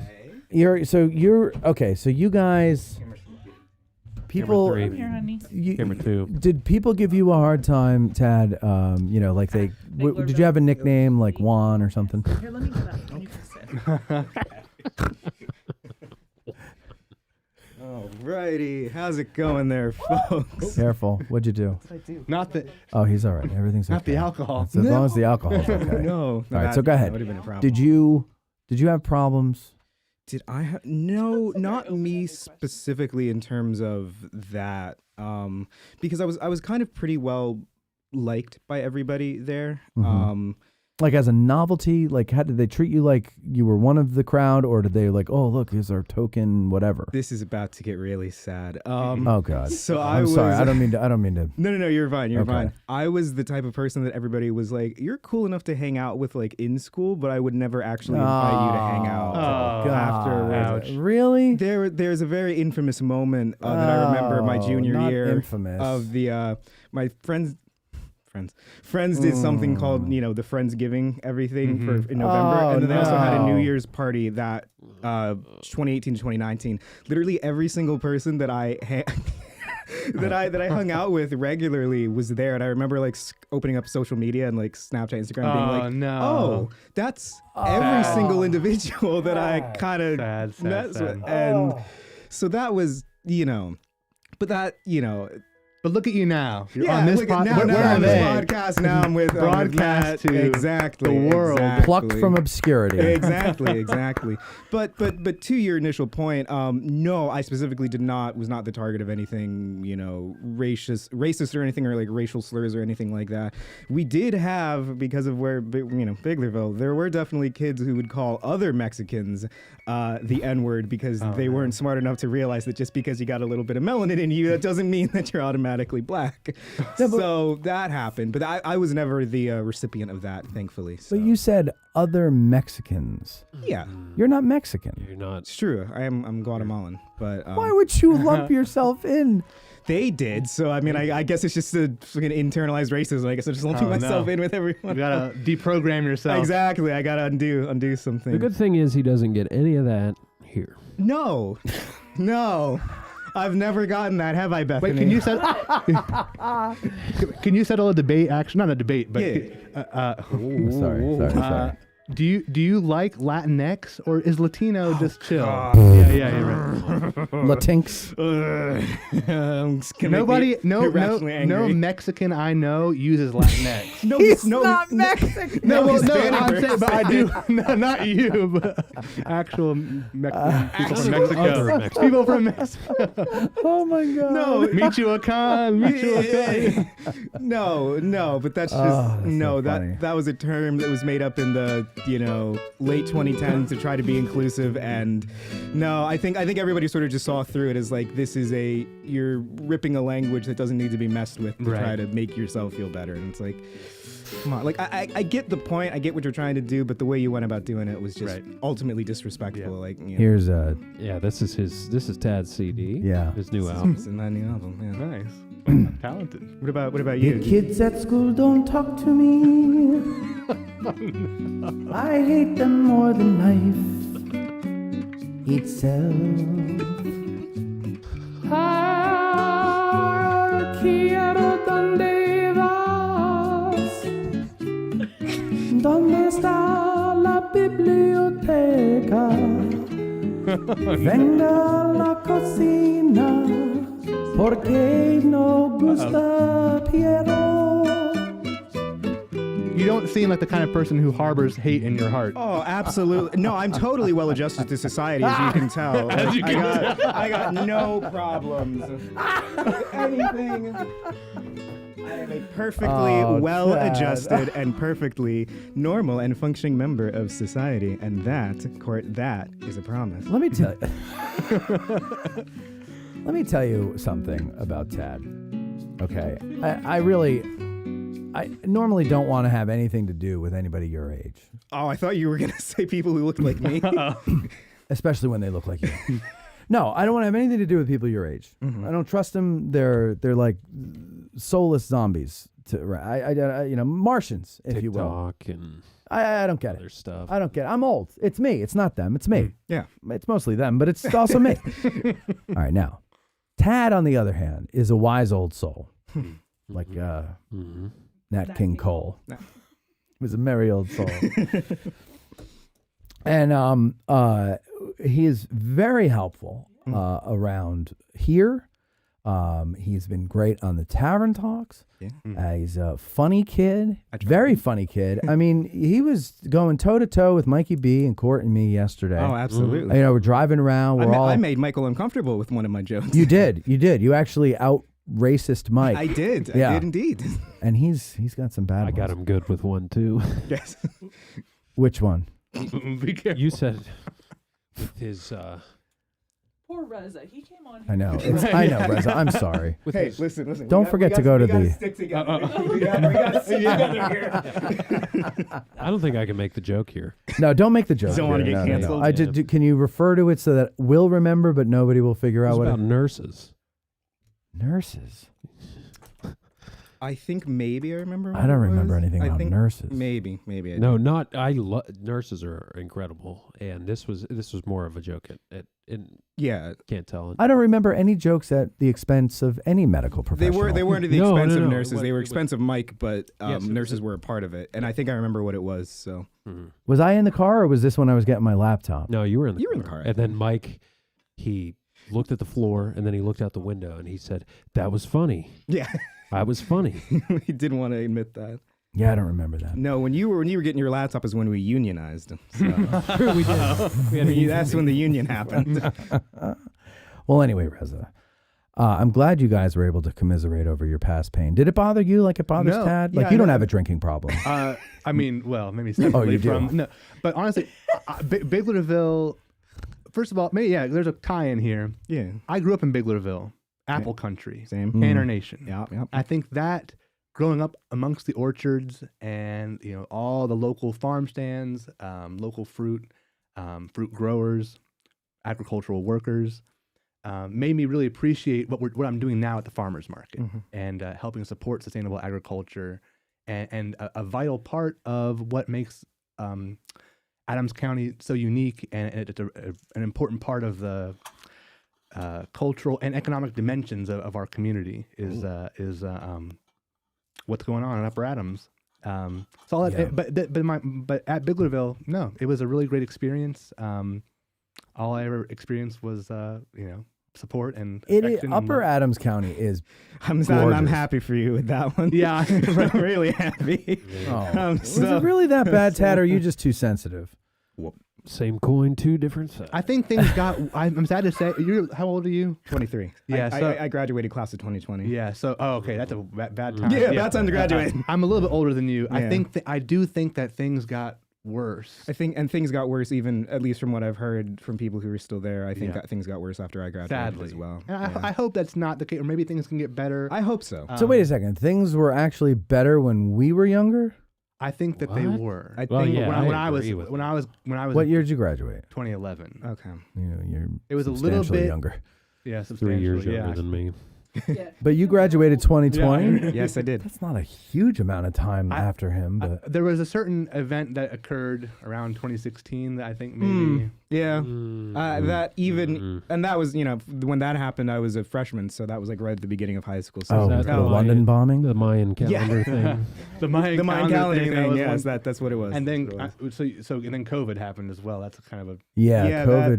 That took the last half of my senior year, Right. which didn't. Luckily, I got away from that kind of okay because I already didn't like. I didn't like being there. I was ready to get out, but I know a lot of people who like really were in the social space. Losing that second half of their senior year really has kind of messed with them a little bit. But it was too late. Thank you. Too late. It was too late.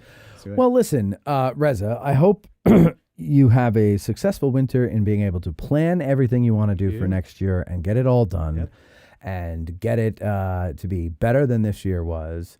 I think it will be, and I hope it will be. It just seems to get better every year. Thank you. And you're going to do this till you retire, right? So we don't have to risk having somebody else ruin it. That's what he said. No matter what happens, it will go on successfully and into the future. We'll get AI to clone him, And he will be the one doing it. Yeah. AI managed farmers market. And I That's will say, fantastic. actually, one thing I should plug something here. Sure. Because if you do have a lot of listeners who live outside of Gettysburg. Oh, all of them live outside of Gettysburg.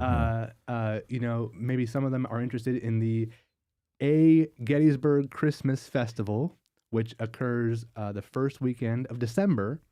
Town-wide event, lots of festivities, lots of events and music and cool stuff. And the farmers market, we do have one special holiday pop-up market on December 6th from 10 to 2.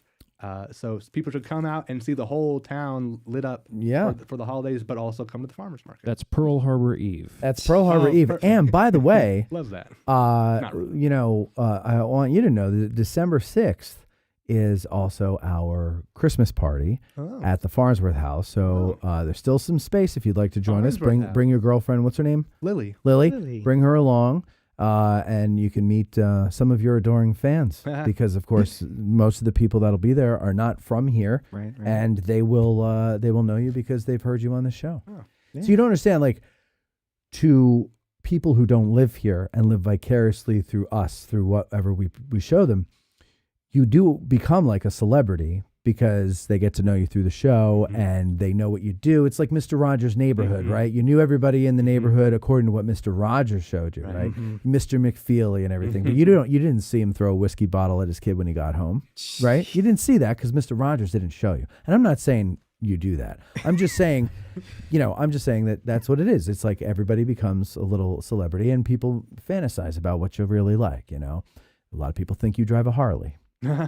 Really? Yeah, but little do they know it's a Vespa. The online chat is talking. That's what they say. There's a theorizing. Yeah, Yep. some people say I forget all the names of the Harleys. Chopper, you drive a chopper. Yeah, that's a name. Isn't it? With the Sportster, big handlebars up on top there. Mm-hmm. That's what they think you ride. But little do they know it's a Vespa. Okay, so listen. Good luck with everything. Thank you, Matt. We'll see you. Of course, at the beginning of the season next year. I'll bump into you at the Gettysburg Baking Company and other places around town. And Tad, I hope we didn't open any old wounds. We should get you out to the farmer's market. Bethany's going to give you a mom hug. They've been fully. Those wounds have been fully open. Yeah, I was going to say they didn't close. You're doing a great job. I feel bad now. Canner I'll Nation. give you a mom hug. Give him a mom hug. I'm okay. You all right? I'm all right. How about a group hug? You want a group We hug? can do a group hug. We can do. Oh, that you want, but you don't want a mom hug? Come on, give him a hug. Give him a hug. There you go. Healing. There you go. Lovely. That's healing. Healing. Lovely. There's hope for our nation. Oh, God. All right. Well, we'll be right back, ladies and gentlemen, after these words. Appearances on the show. I know.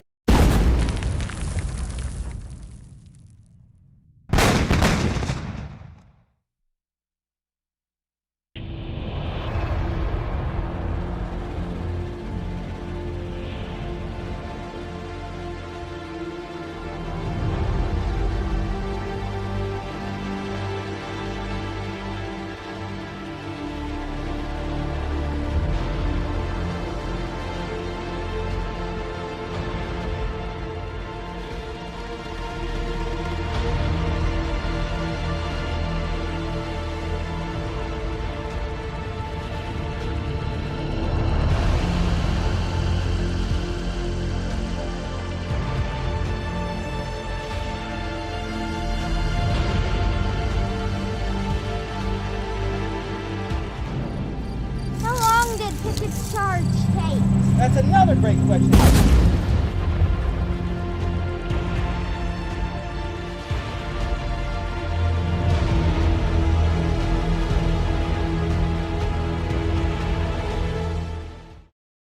If you like this podcast and what we're doing here, please like, share, and subscribe. Thank you very much. Who can forget the sounds of the 60s? The 1860s. I can't, and you can't either. Now, there's Marching Through Georgia, the exciting new album by Billy Webster. All of your favorite hits of the 1860s in one place. Such hits as Gary Owens,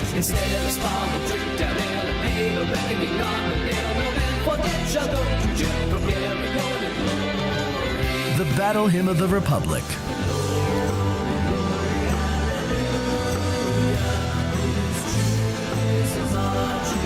All Quiet Along the Potomac Tonight,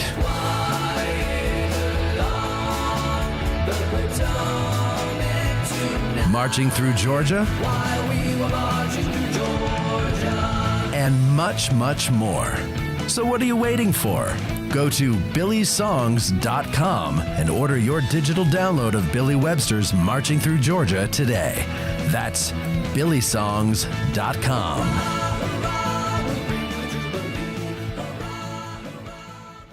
Seminary Ridge Museum and Education Center, Gettysburg's premier museum, is housed in the historic Lutheran Seminary building constructed in 1832, a witness to the first day of battle. The museum's 3 floors of exhibits connect visitors to the dilemmas that led to the Civil War, provide a powerful and personal view of the battle's first day, and explore one of the battlefield's largest hospitals. No visit to Seminary Ridge Museum and Education Center is complete without a guided tour of the building's famous cupola, where on the eve of battle, officers and civilians saw thousands of Confederate soldiers' campfires burning to the west, and Brigadier General John Buford watched for vital federal reinforcements as fighting erupted on the morning of July 1st. Today, you can stand where Buford stood and discover how this view helped chart the course of the Battle of Gettysburg. Your trip to Gettysburg is not complete without a serious visit to Seminary Ridge Museum and Education Center, Gettysburg's premier museum. Purchase tickets online at seminaryridgemuseum.org or call 717-339-1300. To get tickets or a cupola tour, listeners may call or walk in and mention addressing Gettysburg, or by ordering online using the promo code AG1863 for 20% off. Seminary Ridge Museum and Education Center. It began here. There's a devil to pay.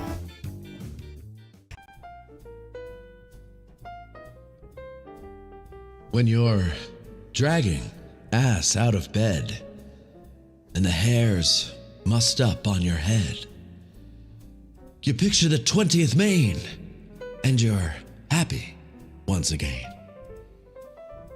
Fight the battle against being slow with Little Ground Top, bro. When you're dragging ass out of bed, the hair's mussed up on your head. You picture the 20th Maine, and you're happy once again. Fight the battle against being slow with Little Ground Top Bro. Addressing Gettysburg's Little Ground Top by Bantam Roasters is available at 82 Steinware Avenue in Gettysburg or at addressinggettysburg.com/cafe. You're listening to Addressing Gettysburg. McNerd. What's that? You did something else and missed the break, thereby missing the clue you need to win the $5,000 sweepstakes? So impatient. You're back with Matt and Beth.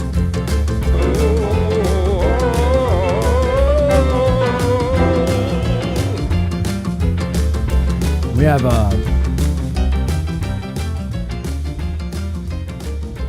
let's see what the comment section was saying and doing during the when we were playing the commercial before. Jeff Pasnick says, very nice, Court. Sea Travelers says, like button smashed. 19 Cats from Hell says, how douchey. It wasn't douchey. Matt Arliss says, hello, gang. Great to see you all here. Hey, Matt, how are you? Reading, so I like to keep doing it. Reading Aid. Hi, everyone. Says hi. Pally ID 3EG. I don't know that one, but they just put F question mark. I guess they're saying the fuck to the question. Jeff Pasnick says, who needs Justin Bieber when you've got Mikey Beaver? Matt Gillespie says, good evening. Hello. Sport. Furby. Oh, there you go. Matt Arliss. Oh, my God. Sea Traveler's brilliant. Valerie Miller says, loves it. Or she loves it. Marie's laughing. Indy Rick says, that was awesome. Fraser Baby. Ha, ha, ha. Reading Aid. Loved it. Wildlife Video says they noticed the wig. Court's a wig. They noticed the wig. Ken Wyman says, it's awesome. Chet Christ, awesome, good job. Jeff Pasnick, it's gold. And Fraser says, I want Mike to jump in the water, LOL. If it was summer, I would have made him do it, or I would have pushed him in.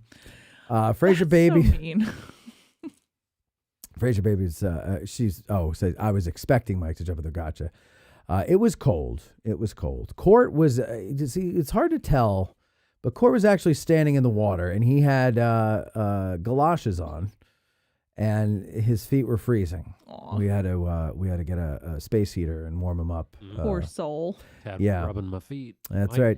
Mike was rubbing them too. That's true. You all were rubbing your feet. It was kind of weird. Yeah, it was very strange. Very strange and very smelly because his exposed feet were in my car while I was driving, and they're all rubbing it, and it was really weird. Let's see. Wonder Monkey says, I need the glass. Of course, he's talking about the musket ball glass there with Addressing Gettysburg on it. Still working on it with the logo. We'll get the whole not cadaver. What do they call that? Not cadaver. No, it's cadaver. The cadaver and glass set. Mm-hmm. Carafe? No, what's the other word for it? Not giraffe. What are they called? A decanter. Decanter. Thank you. Decanter, cadaver. Same. Same as these. Let's see what else here. Wonder Monkey says, did I just see an air conditioner in one of those windows? Matt Gillespie, great commercial. Wildlife, it's hilarious. Uncut and raw. Wait, where did that go? I just lost that. If only Wendell Clark's. Okay, wait, hold on. Why are all my comments jumping up and down here? Sorry, everybody. Sorry, I'm so sorry. I lost everything. Wendell Clarkson. Yeah, but that's that commercial was full of new one-liners for the board mat. That's true. Bee's Knees. Somebody liked that one. I regret that I only have one like to give this video. There's room for 2 under the red hoodie. We love Marvel movies. AG variety show. Singing, dancing, laughing, tears, a bit of knowledge. Yeah, just a bit. Grant says, now that's a hat, Matt. That's right. It's a leather hat. It's an Outback hat. Oh, that's why Grant likes it. Oh. Matt Gillespie, thank you for the whatchamacallit.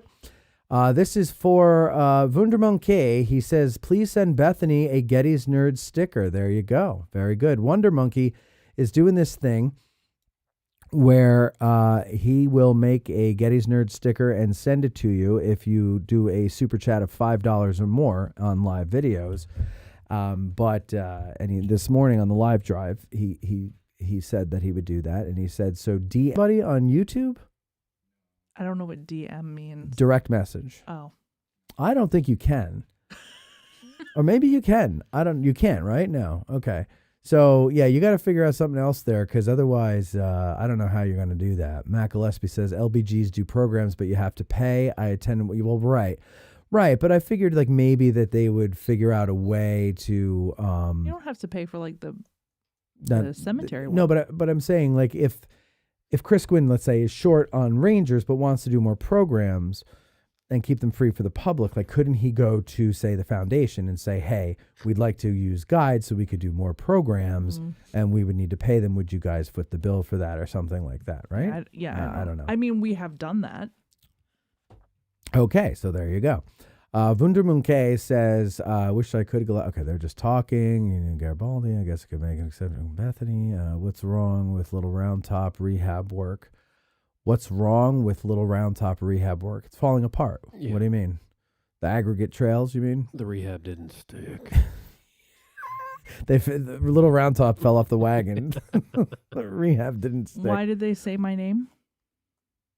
Because they're talking about the Getty's Nerd sticker. They're having a private conversation that I'm skimming through because it has nothing of value to the show. It's just them talking, so I'm going because through it. you were the director of the Little Round Top Rehabilitation Project. I was not. Yes, it was all you that made that decision. Thanks, Wonder Monkey. My super chat stops at $1.99, $4.99, $99. So okay.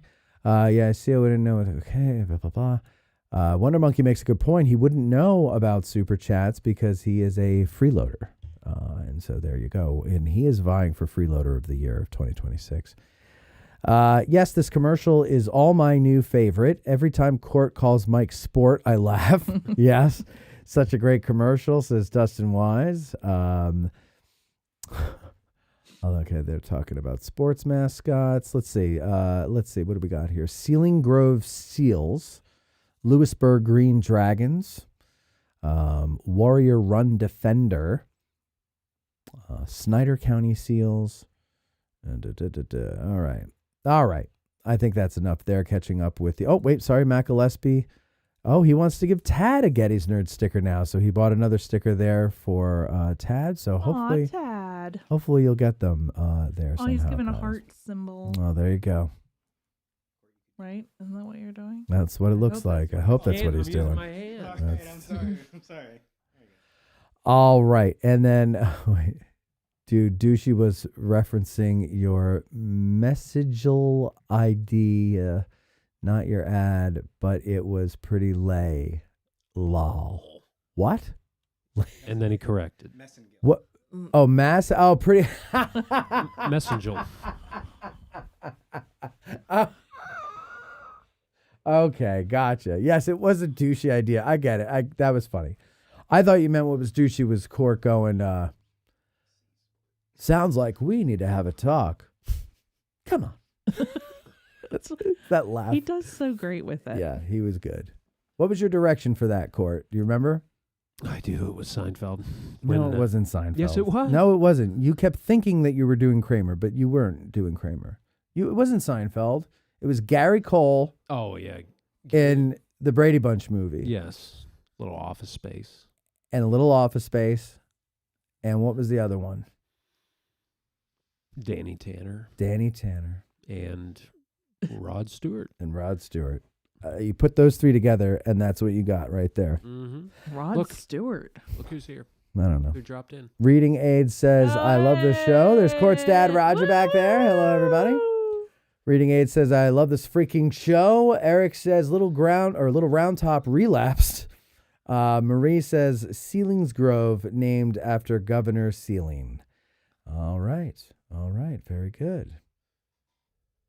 That's all we have. Hi, Cindy. Hi. How was your day? Exhausting. Pull that mic She was closer. tired, she said. I am tired.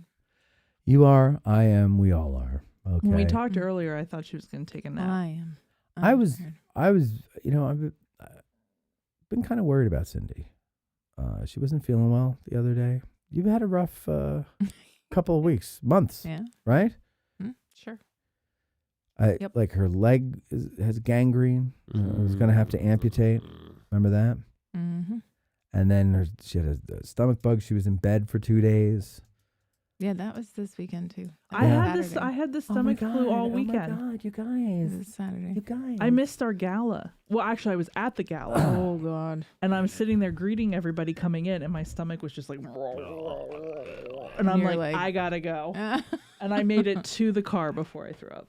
Oh God. I Terrible. was down and out all weekend. What are you doing? I turned that light off because you're just so washed out from it, and I thought maybe I would just turn it off so you got a little more warmth to your face, so you don't look like a vampire. Looks like. By the way, have you seen the new Frankenstein? I saw the preview for it. It's really weird. Matthew is wrong and incorrect. It Don't is. Listen to anything he What? says. Who's terrible. the actor?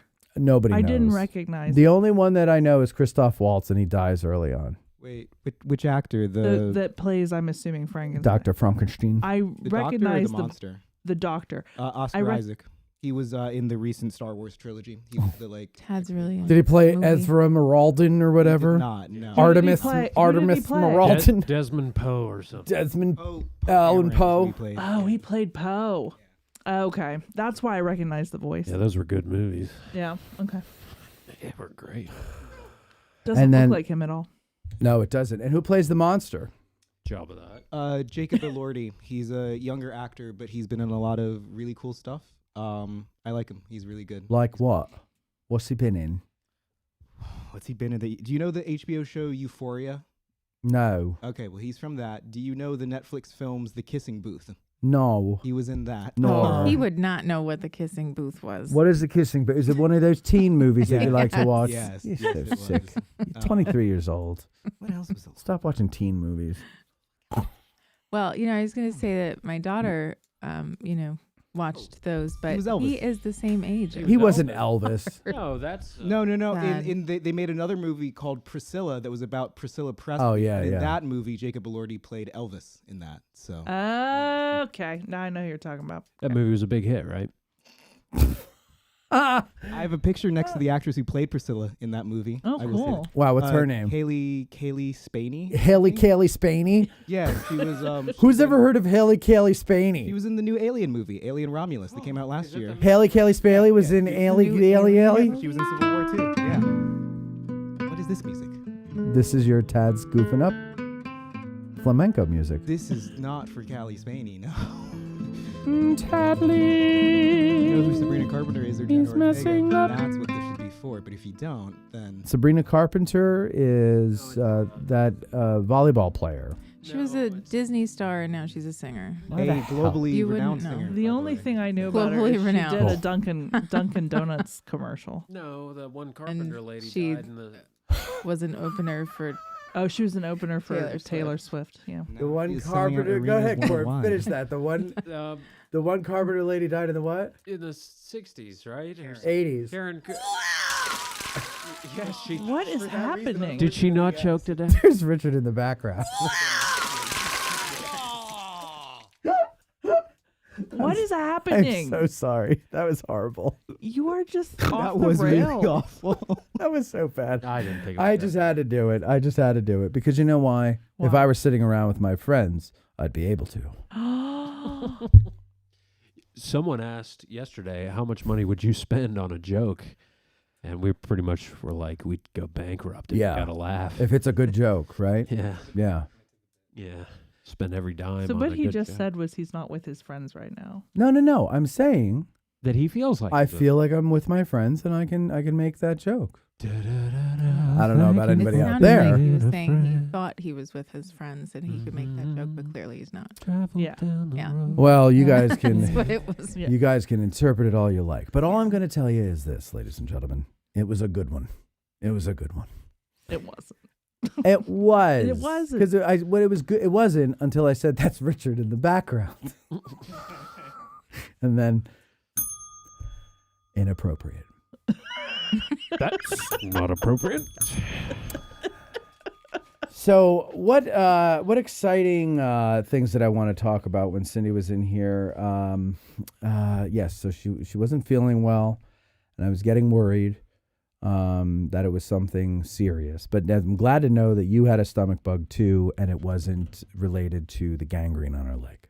And she doesn't really have gangrene on her leg, but she had some swelling that we couldn't still figure do. out. I don't know. Yeah. So if my leg Shallow falls off, vein it's fine. thrombosis or something.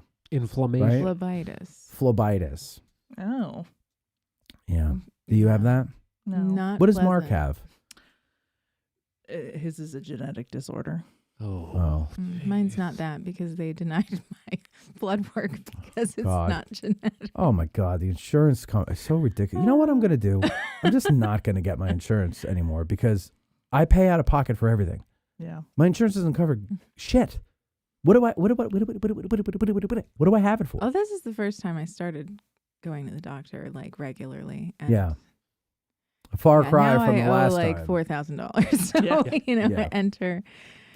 It's almost like healthcare. they write the rules. When we're It off the air, is. I'll tell you how much I And they just keep adding it to my monthly bill. Give them $1 a month. You know, some of that is from urgent care.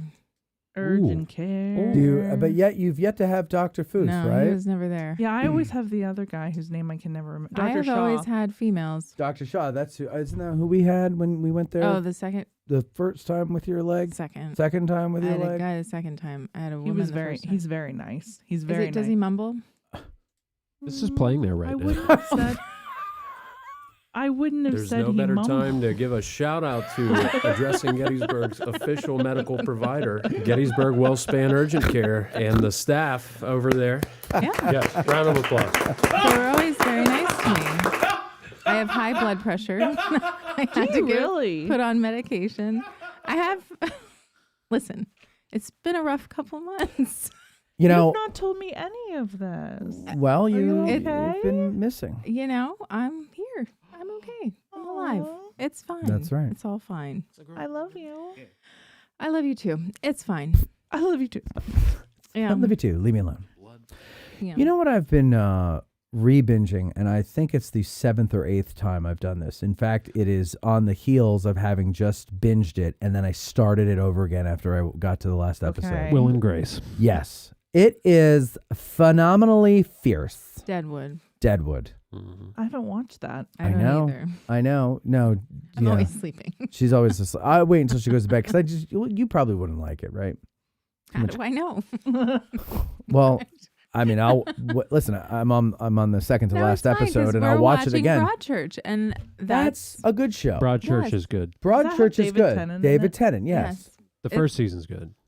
I don't think we're through the first So, season. is it a new murder every season, or is it? It's one of those. Okay, Oh, well is that's it? fine. All right. Well, as long as the second one doesn't go downhill, because that's what happened. Yeah. Oh, Don't get your hopes up. Yeah, this court's that's making not it nice. sound like. Don't I'm just trying shush. to say, watch True Detective instead. I've seen that. I didn't like the second one as much as I you liked got the to skip first one. the second one. The third is very good, I thought. The one with Jodie Foster? No, I thought that one sucked big time. Yeah, I couldn't get into that one. What was this? What was the one before that? That was can't watch these Arkansas. shows that you watch. It was like a satanic panic I'd be thing. up all night. And Broadchurch? Wait, the Matthew McConaughey one? No. Where was that? Matthew McConaughey was outside New First Orleans. one is actually That's right. And that's it's the one that's interesting. based It's on very Civil good. War I like lore. to try to guess who it is. But or the what's second happening. one, was Los It's good. Angeles. I don't know Did you about the guess it? second one. Indus- we're not like done yet. Industry So City. I don't know. yeah, Los Angeles, I didn't City of watch Industry. That. I didn't watch that. Yeah, it sucked. We don't really get to watch much together. He Yeah. watches everything after I go to bed. I started watching. Well, on I Netflix. would watch things with you. But The you go to bed. Kardashians? You go to bed before I do. Yeah, we watched. Yes, I do. Wait, what was that one that we? That's Love on the Spectrum. No. Oh yeah, do we like love that that one. But what was the one that we watched that is really just horrible? But it's Love is 5 Blind. minutes till Love is Blind. Love is Blind. Is that what it's called? Oh yeah. Where they're behind the wall. So it's these people. They're pod. all like in a In the house, pods. right? And they go into pods, and they can't Pods. see each other, but they can hear each other, and they talk, and they have to decide if they It's like the each Nick other. Lachey show. If that It's a tells Nick you Lachey anything. vehicle, Oh my! and they have to decide if they like each other. Now you want to talk cringeworthy? Ugh. There are some spots in those shows. Awful. It is pretty bad. Really? But What kind of spots? But it's Sore red ones. Melanoma. it's No. it's entertaining. I can't in watch that- shows like that. Perpacetic. I don't know why. Do you want to feel good about yourself? You Nope. can watch. Okay. Well, then don't watch it. Yeah. Do you want to feel lucky that you have Mark? I do feel lucky. Or that just I, Well, like do you want to for- remind yourself how lucky you are that Or you just found like Mark? for being the person you are. I don't know. I feel like the people on there. Oh, yeah, they've got that's- some issues. That's good. You want to just feel good about yourself for Yeah. not being a shallow It's art bad. hard like these It's bad. people. Yeah. But They're terrible. yeah, so we watched that and tried to guess who was actually going to get married. I Spoiler alert. did like that one kid who cried all the time and got left Yeah. at the altar. Yeah. I felt bad for He him. did. He cried all the time, Yeah. but he was. Oh gosh, his story, his mom, and then his mom didn't show up because Mom- his mom and dad Ugh. something during childhood, and they kept foster care kept taking him away. Because his mom was a and druggie putting him and- in Can't do it. foster homes, Can't And do his Can't fifth watch grade teacher showed up Fifth instead grade of his teacher mom, shows and up. she was always like the mother figure to him, and just Yeah, sad. it And then was of a course he sad was with this story. woman Who who was awful. berated him all She the was time. awful. And he took Which that of as course he went for her, and thought that she was the bee's knees. So yeah, terrible. It was terrible, but it's a pretty terrible show. Anyway, I like Deadwood. Deadwood's my favorite. I'm gonna start pulling. You're gonna start hearing watch some clips on the board sooner or later. I have to bleep them. What is Deadwood Because all the about? good lines have many curses in them. Deadwood is about the town of Deadwood in 1876 when it just started as a mining camp, and it's like, Wild West. Like there's no law. There's I'm pretty sure I've seen some of this, course, and it's you a must little have. not. lots of cursing. Danny Cordray. Is there? Danny Cordray's in it. No, he's not. Yeah, the guy. What's his name? The actor. Is there some? Oh, Timothy Oliphant. Yes, yeah. I thought I'm thinking of Rob Cordray, the actual guy who was. Obviously, people get killed and stuff, but is there some? Oh, it's violent. Yeah. It's It's a violent. comedy. It's there's I don't know. there's boobies. There's Ugh. Nick Offerman's wiener. Yeah, there's a lot of. Nick There's Offerman's wiener. yeah, it's disgusting. Yeah, Ron. Ron Maxwell. No, Ron Ron Swanson. Ron Swanson. It is. It's a great show. It is, and the thing that's so weird about it is it's about the nastiest, dirtiest, slimiest, skeeviest people on the planet. It's a mining camp. That are all the ancestors of the people that live in that town today. Probably a good deal of them. Yeah. But they all speak in a Victorian / kind of Shakespearean way. And so it's and then there's the F word and sea sucker thrown in every other word. And you spend most of your time trying to discern what the hell they're actually saying in plain English. But it's just, to me, it's just the characters are so well done. Tim Oliphant and Ian McShane are the two main characters, and they're two of my favorite actors nowadays. Like they're great. They're great. And it's just, I don't know. There's nothing good on anymore. I have to go back to old shit. No, there's not. And Broadchurch is a good one. It's an older one. It's an old one too. It's not as old as Deadwood, but it's an old one. 1972. Wow. No, it's what 2010s, I think. Yeah. Somewhere in That's there. when it was made? Like it's been out that long? Yeah, well, we'll look at it tonight when we go home. Why did it just make like No, I've seen it a few times, but the thumbnails never caught my eye. In the top. Like it's in the top. Probably shows. because we've been watching a lot of true crime. No, you know how they have the top 10 in Netflix. Is there a new season? I don't think there's a new season. It may be that people are discovering it again. Discovering it. That does happen. Folks, call in and let us know what you think. Don't worry, darling. I don't have the number up. No. You didn't watch that? No. Did you? I saw you watch that the other night. Is it weird? Weird. Yeah. Don't worry. Is it on Netflix? Yeah. That's the Harry Styles It's Harry vehicle. Styles. Elizabeth Wilde's actually the executive producer. Am I gonna be like upset? There was there was Okay. controversy around it because the actors were like not getting along or something. You don't remember that? No. No. Sorry. I don't care about that stuff. We don't care about that stuff. I mean, if the actors don't get along. I mean, I care. F It just happened. No, I didn't hear about it. But it's weird. It's like it's sci-fi-ish, kind of weird. Sci-fi in which way? In a way that it's science fiction-y. Like, in other words, things happen that aren't like actually possible, or is it set in space? No, it's not set in space, but it's kind of set in Set a. That's sci-fi. It's kind of set in a.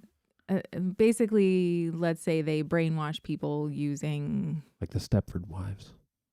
I never saw that, so I don't know what that would be. Yeah, Pleasantville. Did you ever see that? No. I haven't seen Don't Worry Baby or But whatever. they just basically so brainwash and like erase memory, kind of. Men in Black. And- Total Recall. And so totally recalling Men in they're Black. living in this false sense of reality in this village that is Palm Springs. It sure looks like it, but yeah, it's weird. Anyway, I just watched it. It's strange. Okay. You know, if you ever want to waste some time, yeah, check it out and see how it's strange. He didn't watch it with me. Eric, he wouldn't enjoy it anyway. Eric Houston's such a dick. He goes, don't you guys love to watch Gilmore Girls together? No, I tolerated it. I like to watch Gilmore Girls, and Major loves it too. Major loves it. Actually, she's watching it at home Of course she is. Of course she is. Ken Wyman says, Al Swearingen was one of the best characters. I agree. Al Swearingen is the Ian McShane character in Deadwood. One of the best characters, I think, ever on TV. I think you got Al Swearingen, Michael Gary Scott, and Ron Swanson. Three best characters in my lifetime on television. Okay. Well, what were you saying None about of those I've RuPaul? seen. RuPaul is beyond television. That's Okay. life. One of the best characters in life. So the Golden Rupert Girls Paul. murder mystery was super funny. So you had a anybody Golden who- Girls murder mystery at the Barn Resort. Yeah, so for anybody who sees that coming up in any, because they're going to do one, I don't know if it's the same one. I think it's the sequel. So interesting. Out in York area. So you could check that out. But it was actually very fun. And the actors were wonderful. It was humorous. Good. They had a good script. Good. Yeah. I'm sure they were very happy for you being a friend to them at the Travel down the road and back again. Your heart is true. You're a pal and a confidant. Well, you like Take that. you through a party. He likes If you like Golden Girls. everyone you knew, you would see the biggest gift would be from me. And the golden would say for being a friend.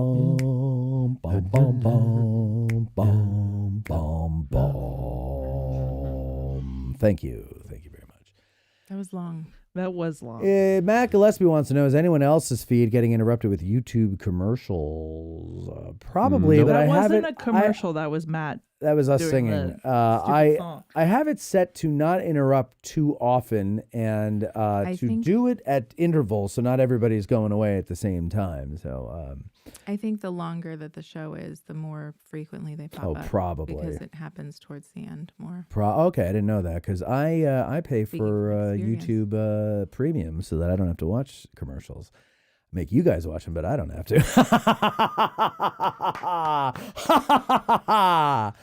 Let's see, watch Task on HBO. I tried to start that 19 Cats from Hell, and Mark Ruffalo's face annoys me, and so does his mouth and the way he forms words. But I love him in Zodiac. You know he had to have brain surgery. Oh, I'm sorry, Mark Doesn't Ruffalo. surprise Oh me. God, I am so sorry. Yeah. Is that true? Yeah. Yeah. He's always Ah, like, "Come on, gee. everybody! Come on, everybody! Come on! I'm the Hulk." Oh, Mark, I'm sorry, Mark. If you're watching, but even before your brain surgery, How do you I like. No, that He disliked your pre-brain. it was a while ago. It's He's fine. Now. Oh, what? Like prior to being famous, he had brain surgery. no, it was I think shortly after Yeah. he was in something the first time, and he. Well, I hope tells it the was story. after Ride with the Devil. He's a small part in that one. Or I don't know. Well, whatever.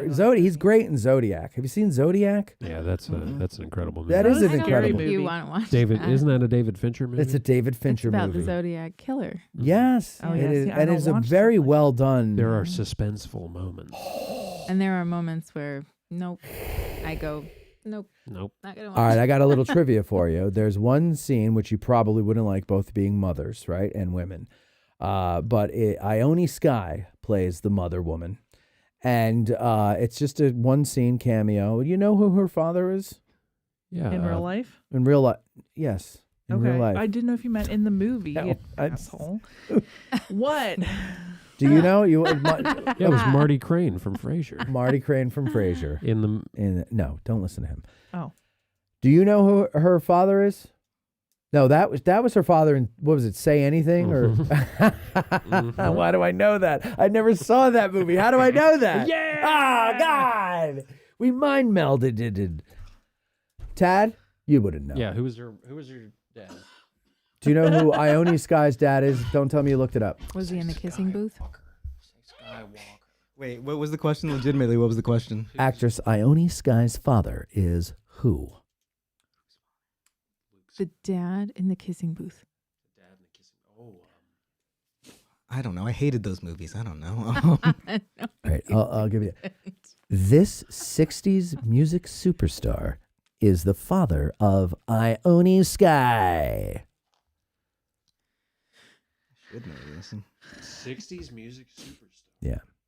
I don't know if he was a superstar. I give up. Ricky I don't know. Nelson. Ricky Nelson is incorrect. Roger, do you know?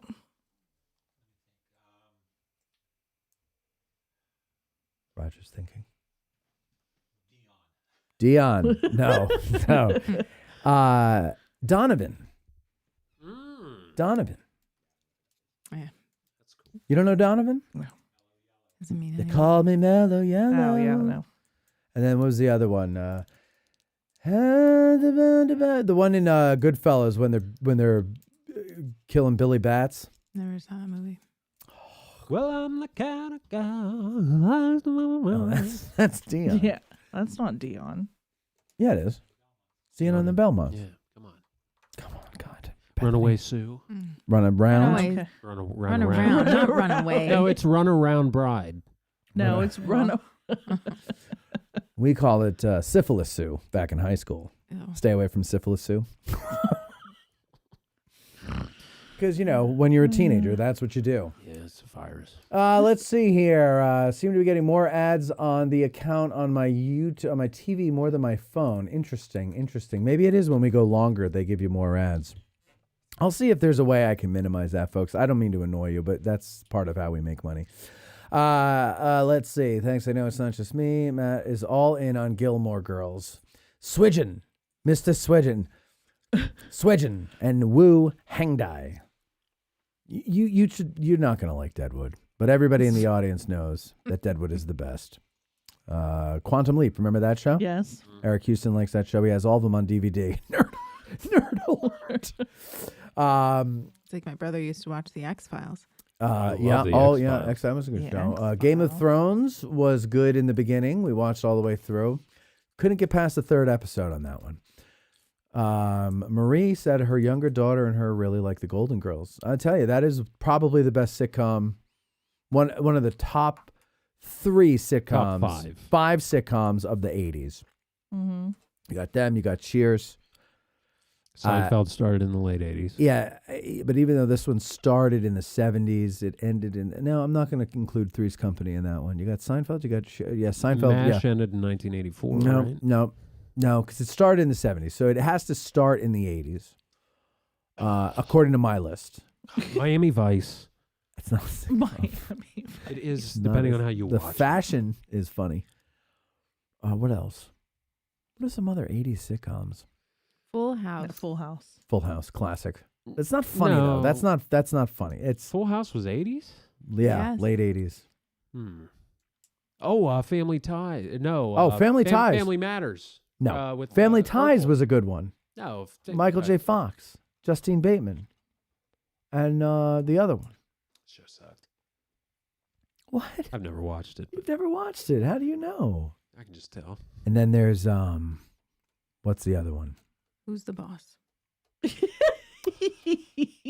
Oh no, those are 90s commercials. No, I don't know. I can't think of a fifth one. Well, let's see what the audience says. Growing Pains? No. I don't know. Was that a sitcom? They consider a lot of things sitcoms. That Growing Pains was a sitcom. Yeah, it was filmed in front of a live studio audience. Yeah, I think like technically, like The Wonder Years was a sitcom, even though there was no audience. It's a situation comedy. So like, The Office is a sitcom. There's no Married audience. with Children. Roseanne was. Married with Children was great. Roseanne was. Roseanne was funny. Night Court. Night Court Court was great. Yes. The Wonder Years. The Wonder Years was a great one. Touched by an Angel. Oh, The Cosby Show. Tell me, where did the angel touch? Somebody said, Eric W. said, touched by an angel. My Two Dads. Did you ever see that? As a Did you watch sitcom. that? No. You're young. Highway to Heaven. Good night, Eric boy. Houston got Donovan. He got Donovan right. Wings. Wings was good. Wings was hilarious. Yeah, Wings was Lowell was it? No, who did Thomas Hayden Church play?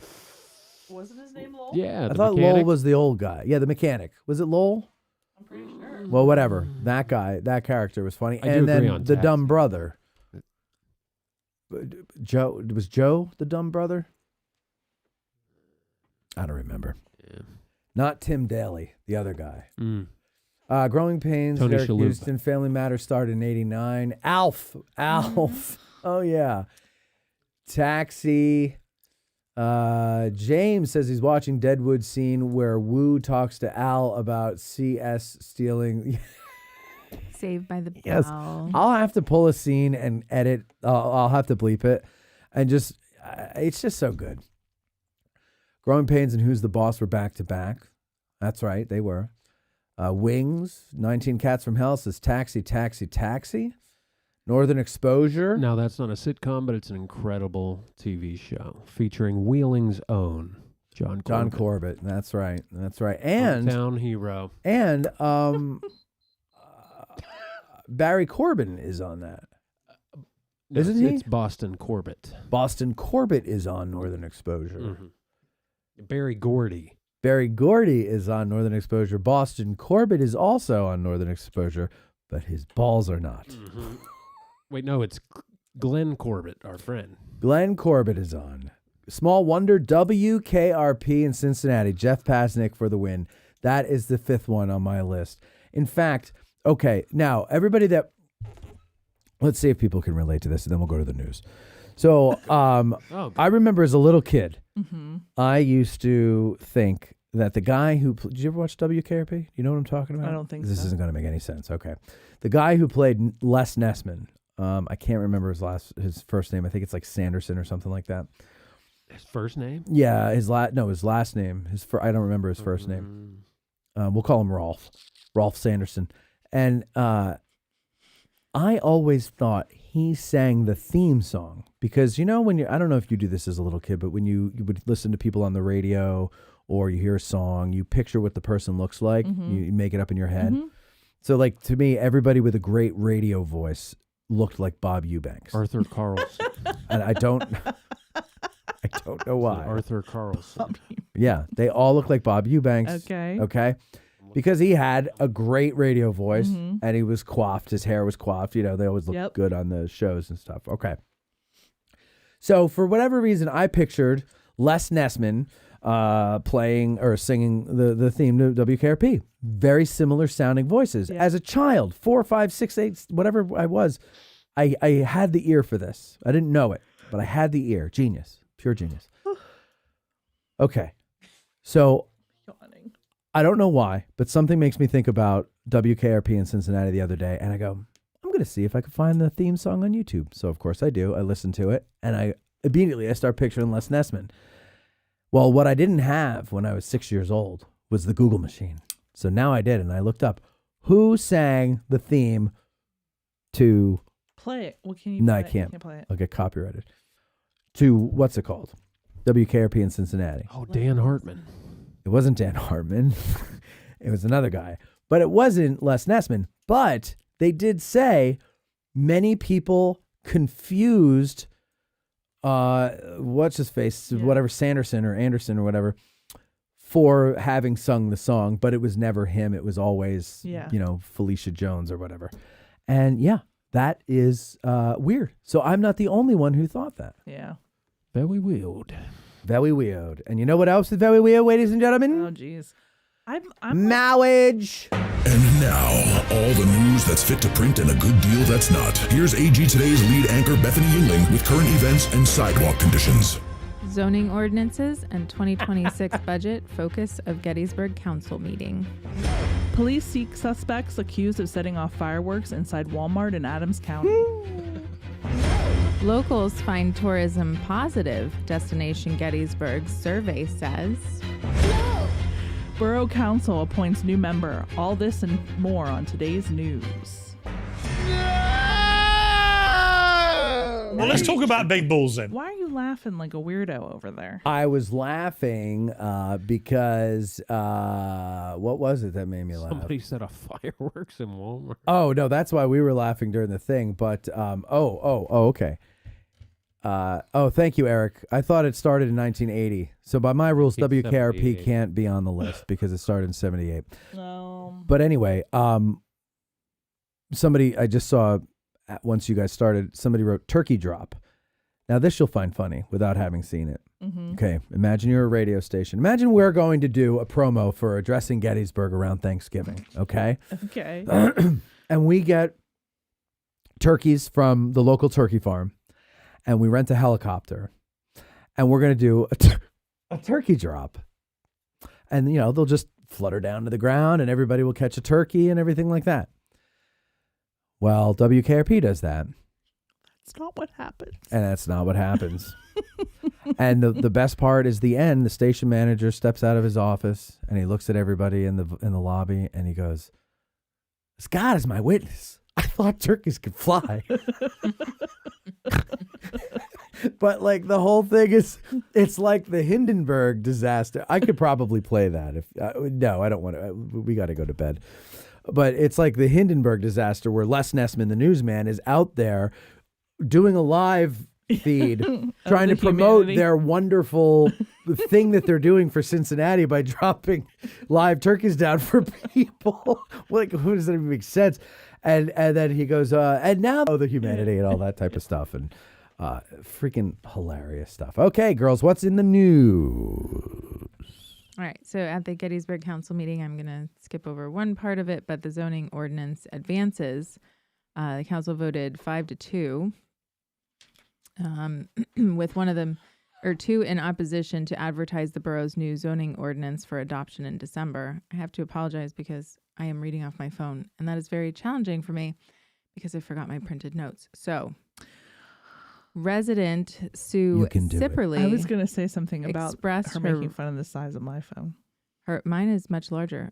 her repeated concern that 72-foot tall buildings are not appropriate in the newly created revitalization zone. Berger agreed and said that when he voted in 2019 to allow the proposed Gettysburg Station project to be built to 72 feet, he said he would not support future proposals. Berger also noted that everyone who discussed increasing height during an October hearing spoke in opposition to the proposal. Bale said he believes that the proposed ordinance will forever alter the town's skyline. Moon said council expressed its support for 72-foot tall buildings in 2022 when it charged a working group to begin on the zoning ordinance. That was this long ago. The working group supported the condemnation, but the planning commission attempted to kill it by not... I missed a spot. So resident Sharon Monahan reiterated previous concerns about removing a restriction on allowing more than 4 unrelated people.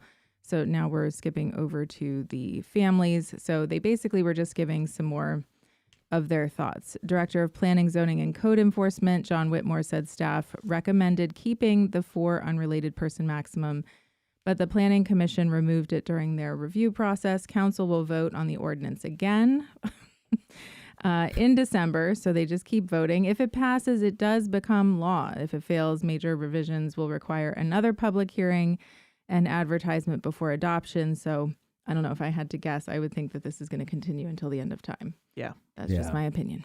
Well, as long as it doesn't get built. Right. Right. As far as the budget, council unanimously voted to advertise its 2026 budget, which includes a 0.2 mil tax increase. During several sparsely attended public workshops held in October and November, the council discussed the staff's budget proposals. While it's an increase, it is a fairly reasonable increase, Matt Moon said. He added the increase was necessary to fund the 14th police officer position, which was approved in 2023 but never funded, and the 20% rise in healthcare costs. Council will officially adopt the budget during its December 8th meeting.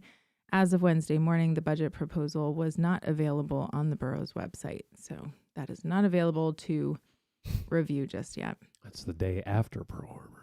So the 0.2 mil tax increase is actually a 4.39% increase, which is crazy. That's crazy. Yeah. Was it 4 point something increase? 4.39%, which is a 0.2 mil tax increase. Wow. Yeah. But it's better than last year's 0.4 mil tax increase. So consider it a win, I guess. Right, I guess. Yeah. Well, wait, real quick.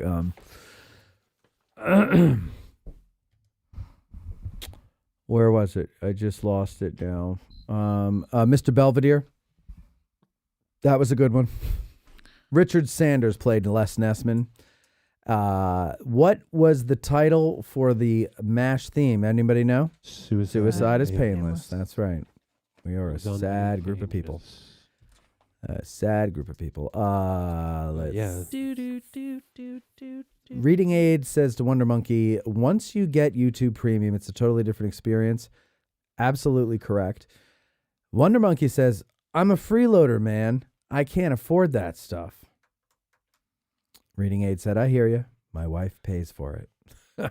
Eric says, I love Cindy, but I have no idea what she just said. I heard words, ordinance, words funded. It is very confusing to listen to notes or to articles about council meetings, right? Like he's not criticizing you. He's saying that it is mind-numbing stuff to hear about town council meetings. How about being at a town council meeting? That is even more mind-numbing. Did you ever go to one? Well, that's why people don't go, and then this is why things happen. So. That's a great point. That is a great point. Thank you, Cynthia. I have been to town council meetings. They're terrible. But it's like Cindy's saying, you got to go. Otherwise, what are you bitching about? Which is why it said sparsely attended. Yeah. And then you got a tax increase. Well, that's right. And God, they raised the taxes again. But I didn't represent myself, so how can I have taxation? Without representation. All right, girls, go ahead. Police are searching for 3 people accused of setting off fireworks inside the Walmart on York Road in Gettysburg. According to investigators, 3 individuals set off fireworks inside the store, causing property damage. Adams County Crime Stoppers is asking the public for help in identifying the subjects pictured on the website. You should probably go look because they look like it's the most blatant photo. Like they could not have known that they were on camera. Anyway, anyone who recognizes the suspects or has information is advised to contact police. Which is really stupid that they don't have them yet. I mean, Or maybe they're not locals. I mean, maybe, but wow. Yeah. So, I mean, so when did they do this? They actually didn't say. Wasn't it like that they didn't? Yeah, I read this to you, remember? And they said they did not release when it happened. They just showed a picture and said, we need identify. You think we would have heard about this? Like just people talking around town, right? They should release the video so we can watch it. I would love to see that video. Yeah. My coworker fell at work the other day and I watched it on the camera. It's pretty damn funny. I would watch that all the time. You know him you know him. We know him? No, Matt does. I know him. Oh. Who, Jim? Yes. Yeah. Attention Walmart shoppers. What's up? What? Clean up in aisle 3. Can we get security up here, please? Somebody's firing firecrackers. All right. Nobody's laughing. Go ahead. Local tourism. That's how we get him to be quiet. We just don't laugh. Yeah, you take away his energy. Yeah. Locals find tourism positive. A survey from Destination Gettysburg says the majority of local residents surveyed by Destination Gettysburg said tourism has positive effects on Adams County. Their media relations manager, Mary Grace Kaufman, said tourism is more successful when it aligns with the values of the community. I'm telling him to go to your camera because it's on me. But you're didn't even touch it. Hospitality. Destination Gettysburg said nearly 96% of people who answered the survey see economic benefits in tourism and hospitality industry jobs.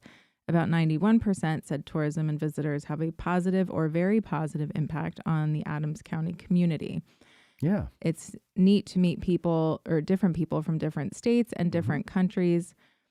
Some people are better than others as far as like leaving trash around or having respect for like where do you need to park and where you shouldn't park.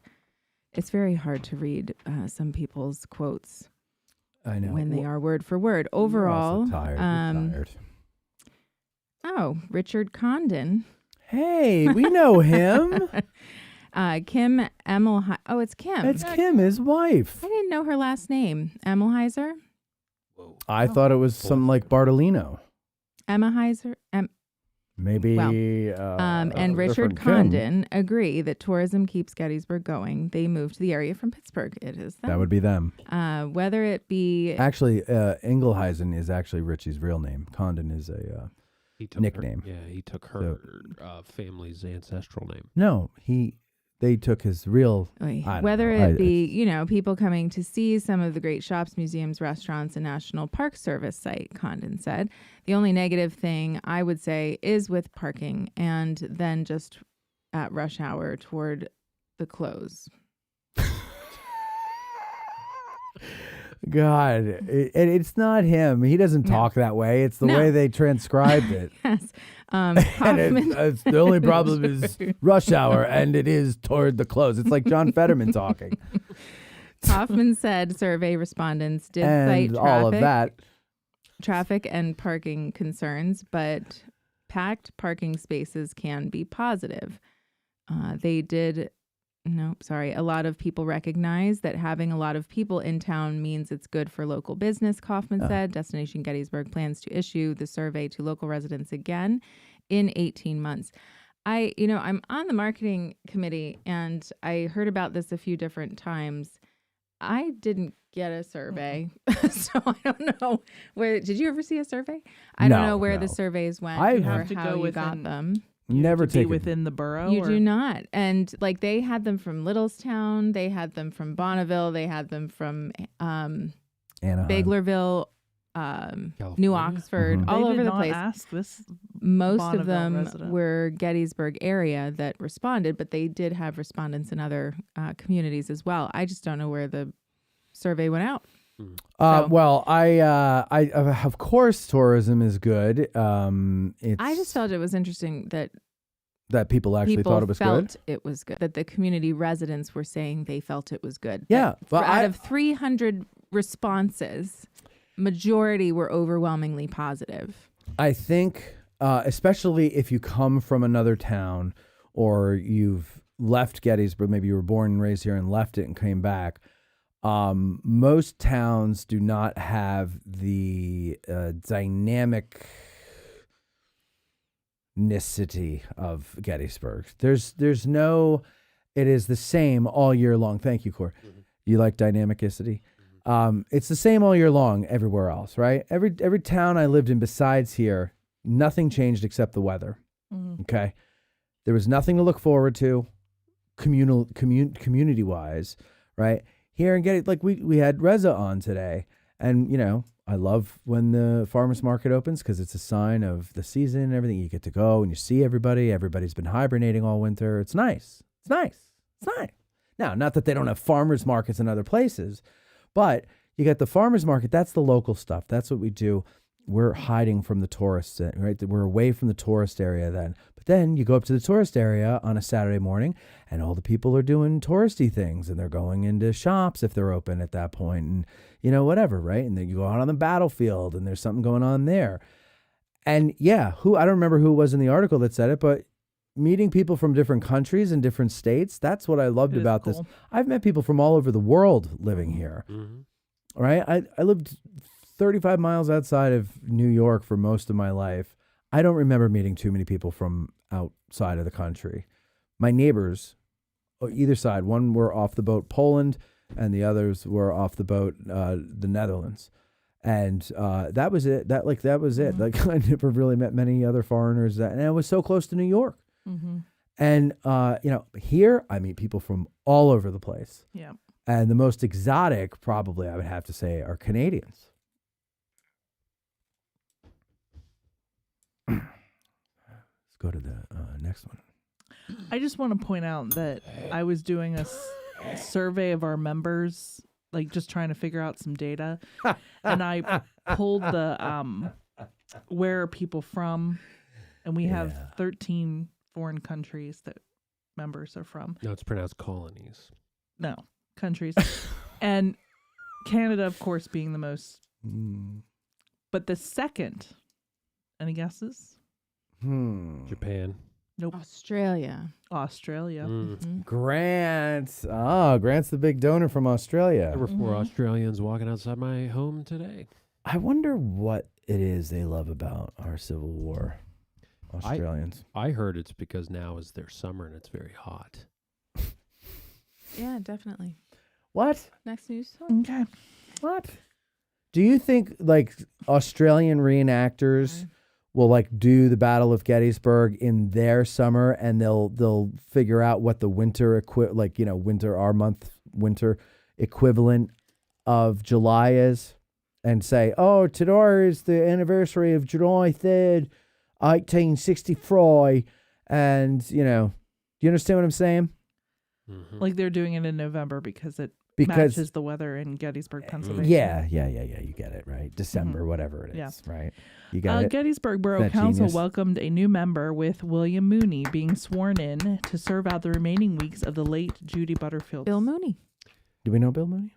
We do know Bill Mooney. Do you do? You do. Do I? You do. I didn't think the Moonies were still around.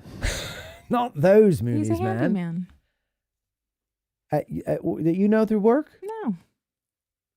Bill. He's a handyman. Bill. Oh my.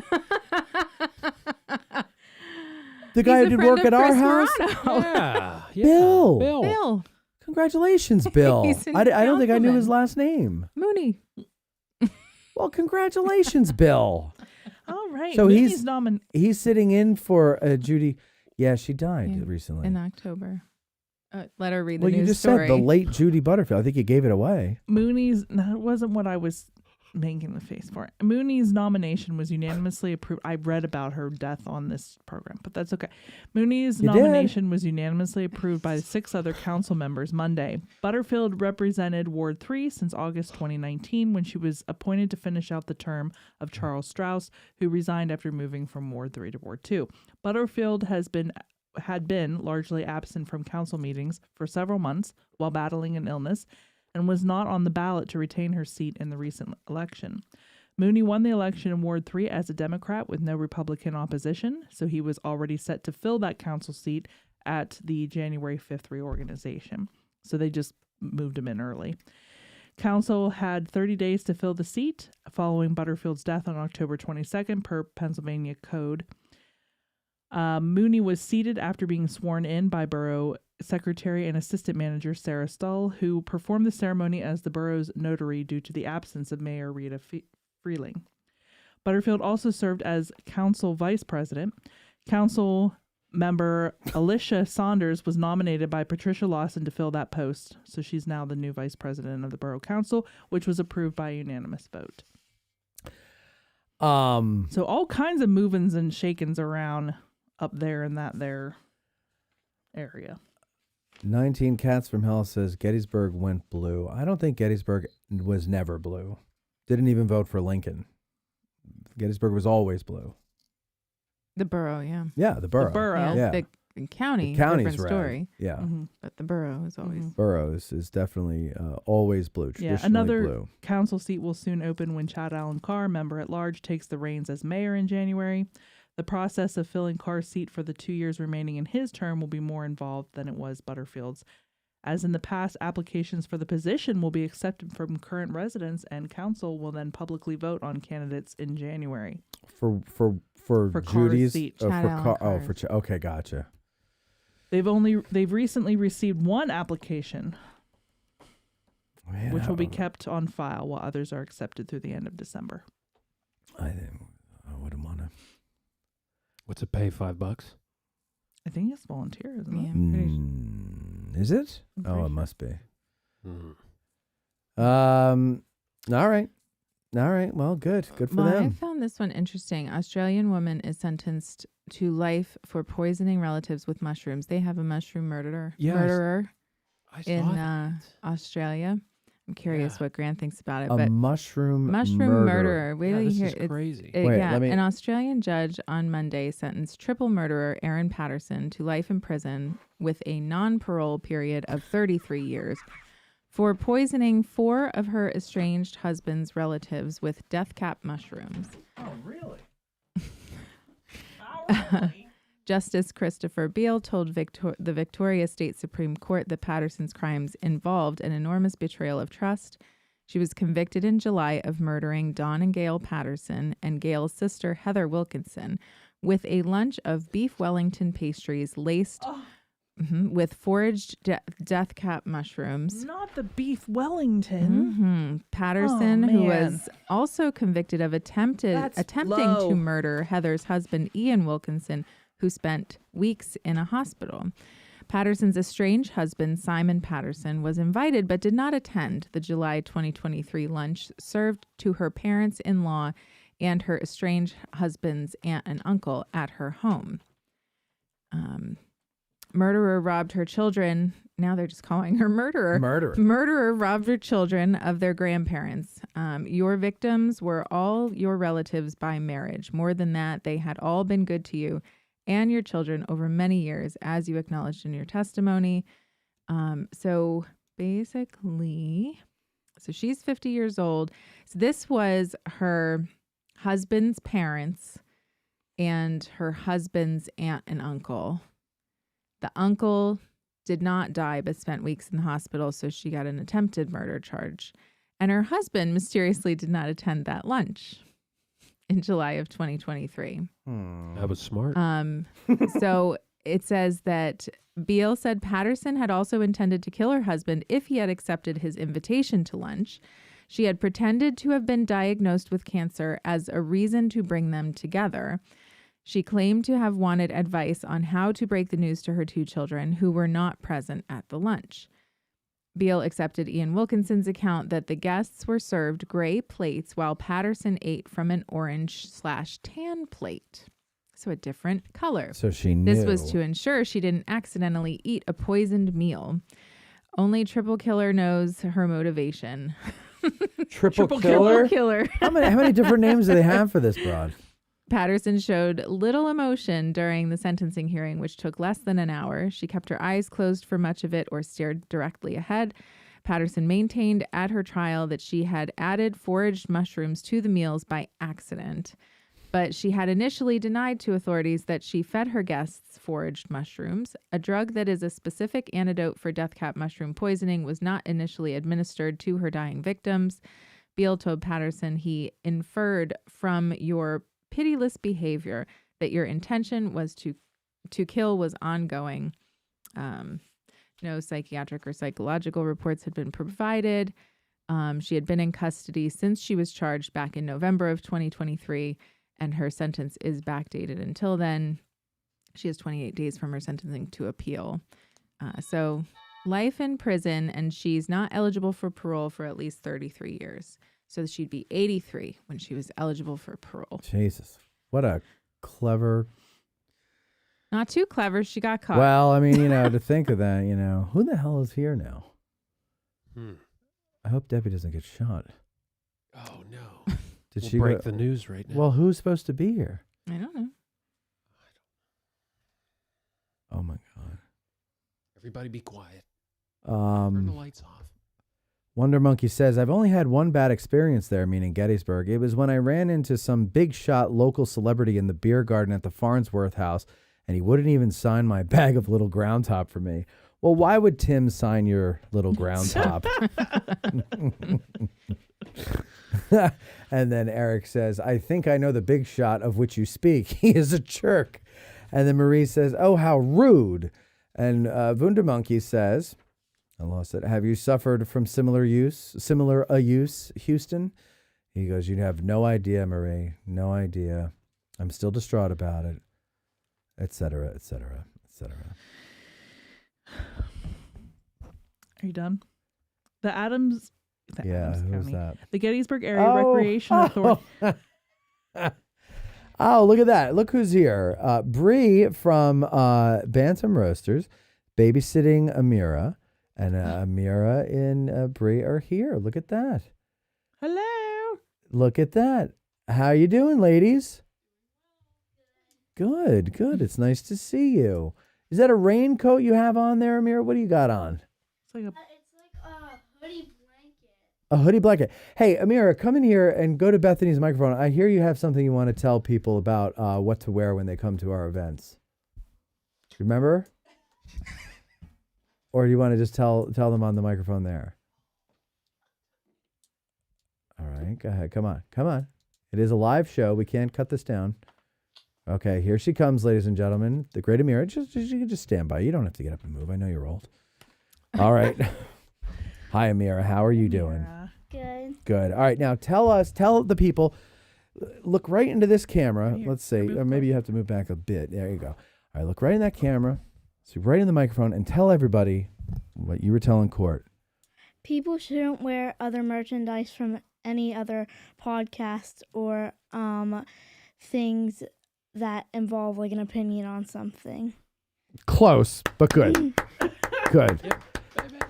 So in other words, what you're saying is you got upset because you heard that people wore a different podcast T-shirt to my event, right? Didn't that upset you? What did you say to court when you heard that? It was disrespectful. Thank you. It was disrespectful. And you're what, 9 years old? 8. 8 years old, and an 8-year-old can figure that out, right? That's amazing, Amira. You are wise beyond your years. Thank you. And I love how your scarf matches the background.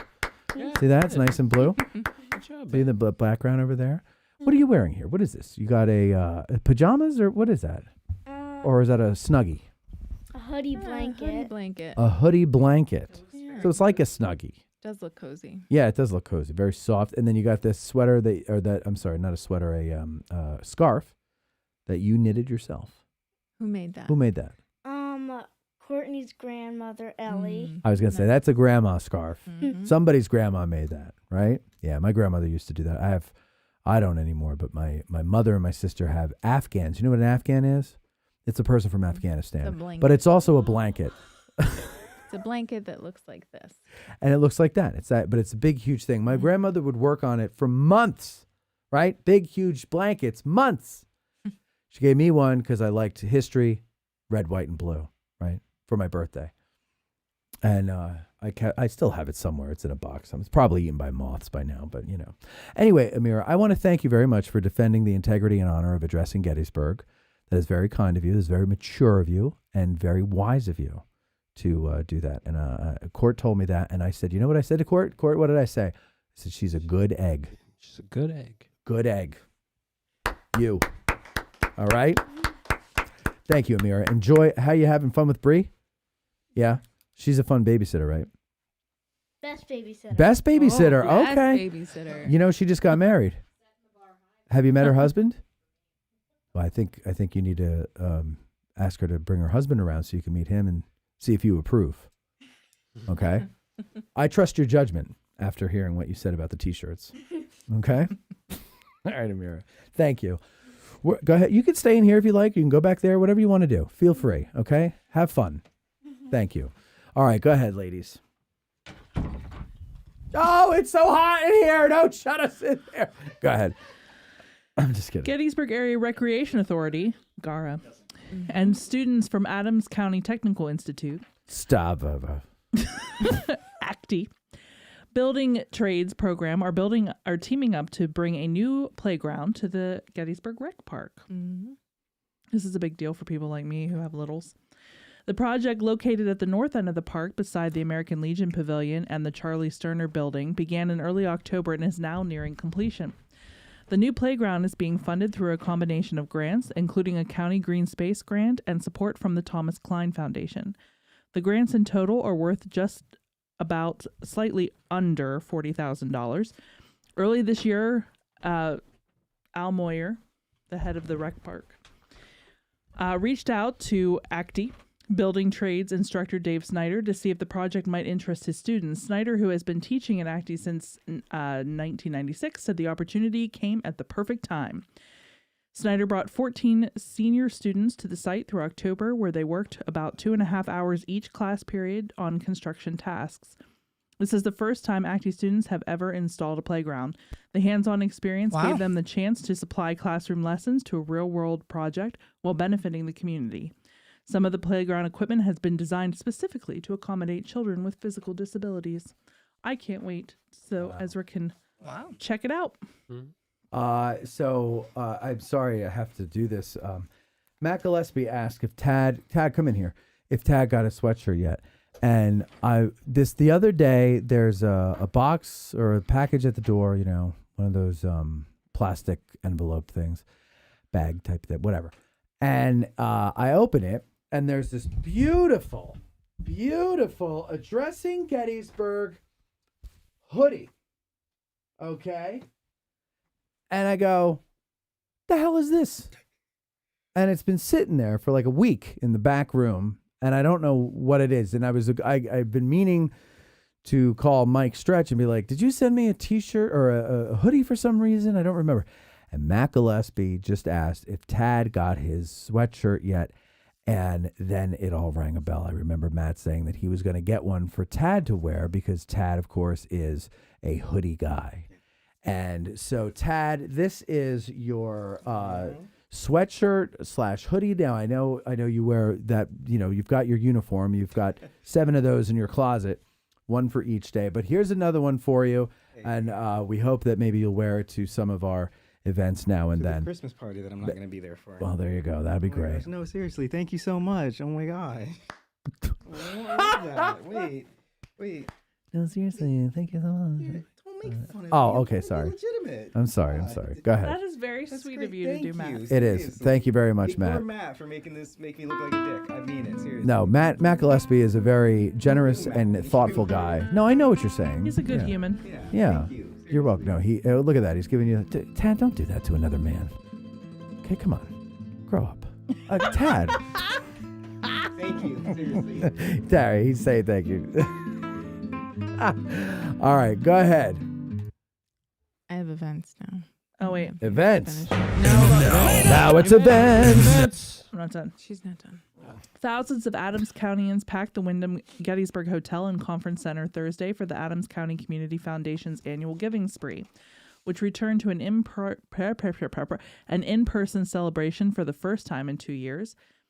The Giving Spree, which ran from 3 to 7 p.m., drew crowds shoulder to shoulder throughout the event as donors met representatives from 100 local nonprofits and contributed what the head honcho, Ralph Serpi, estimated as a conservative $3.7 million, more than any previous Giving Spree.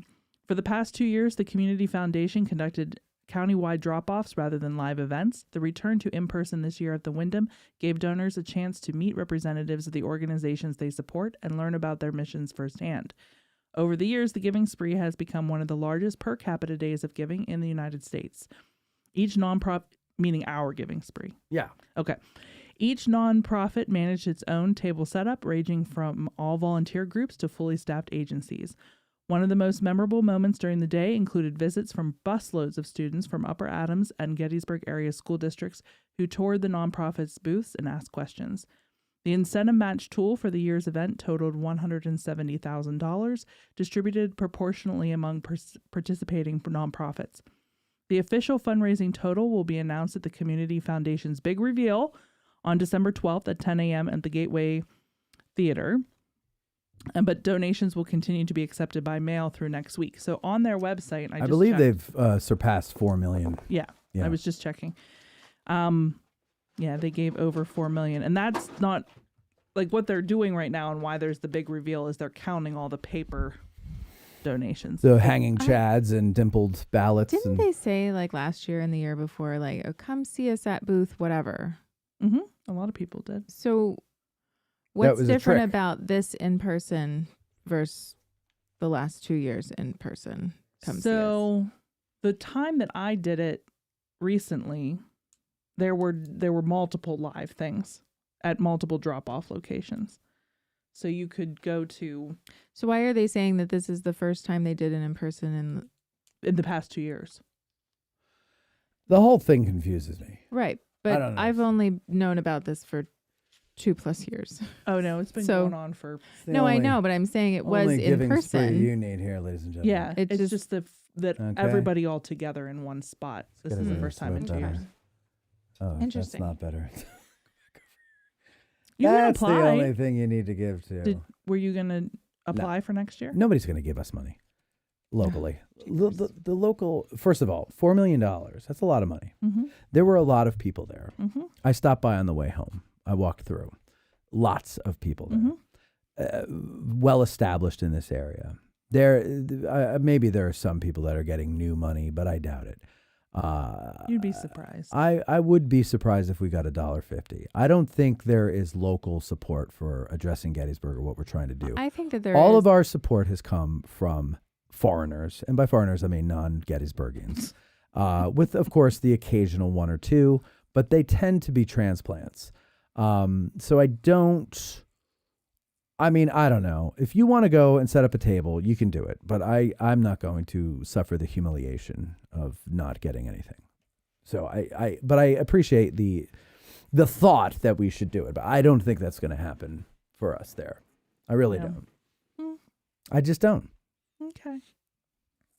Sorry. I mean, I can read the writing on the wall very well, ladies and gentlemen. What's that, Honey Bunch? What did he say? He's walking away. Tad was there. What did he say, Court? I said I was there and I thought it was a great event. Please don't call me Honey Bunch ever again. You thought it was a great event. I did. Yeah. You were associated with a nonprofit that is getting a lot of attention, that people are enthused about, even though nobody knows what it is. The Film Commission. And or what it does, I should say. And that is good. And it was a fun event. I stood and talked to you. All you have to do is get Digital History Pioneers associated with an event that you are doing that everybody can be excited about. And then people will know the name to come and see you, just as they are the Gettysburg Film Commission, because they're associating themselves with the movie, obviously, and that is what got people excited. So there is a very easy way to do it. I get how that all works. I don't think All right. this Events. community will support Gettysburg Heritage what we do, Center. just like they don't now. Free admission weekend at the Gettysburg Heritage Center Museum is this weekend. We're Anybody making here it who easy wants to enjoy do a history table and shop. Although, wait. The museum is free. to Anybody here enter, who wants while to do the a table authentic can do it Vendor and prove me Bazaar wrong. Takes today through this Sunday. Plus, don't miss the award-winning movie Portal do it. Gettysburg, an animated map showing every half hour. Highlights include Civilian Experience Museum, interactive exhibits, authentic vendor bazaar, gift shop, and bookstore. They are located at 297 Steinway Ave in Gettysburg. So again, that is free admission weekend for the Gettysburg Heritage Center Museum. It is this weekend. So stop on by. It is free. Okay. That is nice. So this Saturday is Remembrance Day. Not really, but it's the one that we're celebrating. Woo! Well, it is Remembrance Day, and it is our Remembrance Day observed, right? Yeah, We're observing Remembrance it. Day observed. We have some information to share about that. Go ahead. Oh. You could start. You want to get the... Yeah. Bree, would you like to come on the show and tell everybody what... Okay, you're very shy, apparently. She just made a face like, don't ever ask me. Okay, it's fine. It's fine, Bree. You don't have... Oh, don't cry, Bree. I'm sorry. Matt. Amira, tell her to be brave. She can do it. All right, so I talked to Bree today. Bree is the manager. You're a manager over at Bantam Roasters, right? And I went over to her. Well, I meant to talk to Chad, but I went to Bree instead because Bree remembers things. And I am doing a tab on Saturday from 11 a.m. to a half hour after the parade, okay? And here are the conditions of my tab.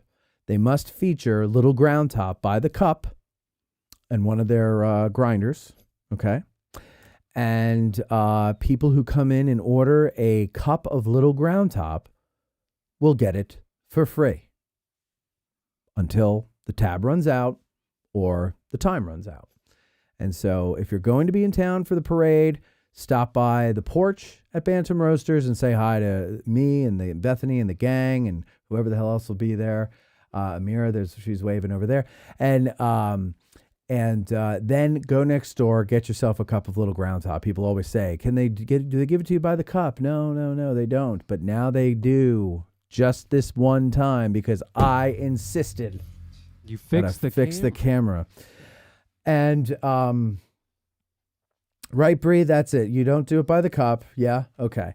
Normally. So, and then Chad made what, like 24 pounds today so there's like 24 because he knew that there'd be a big weekend.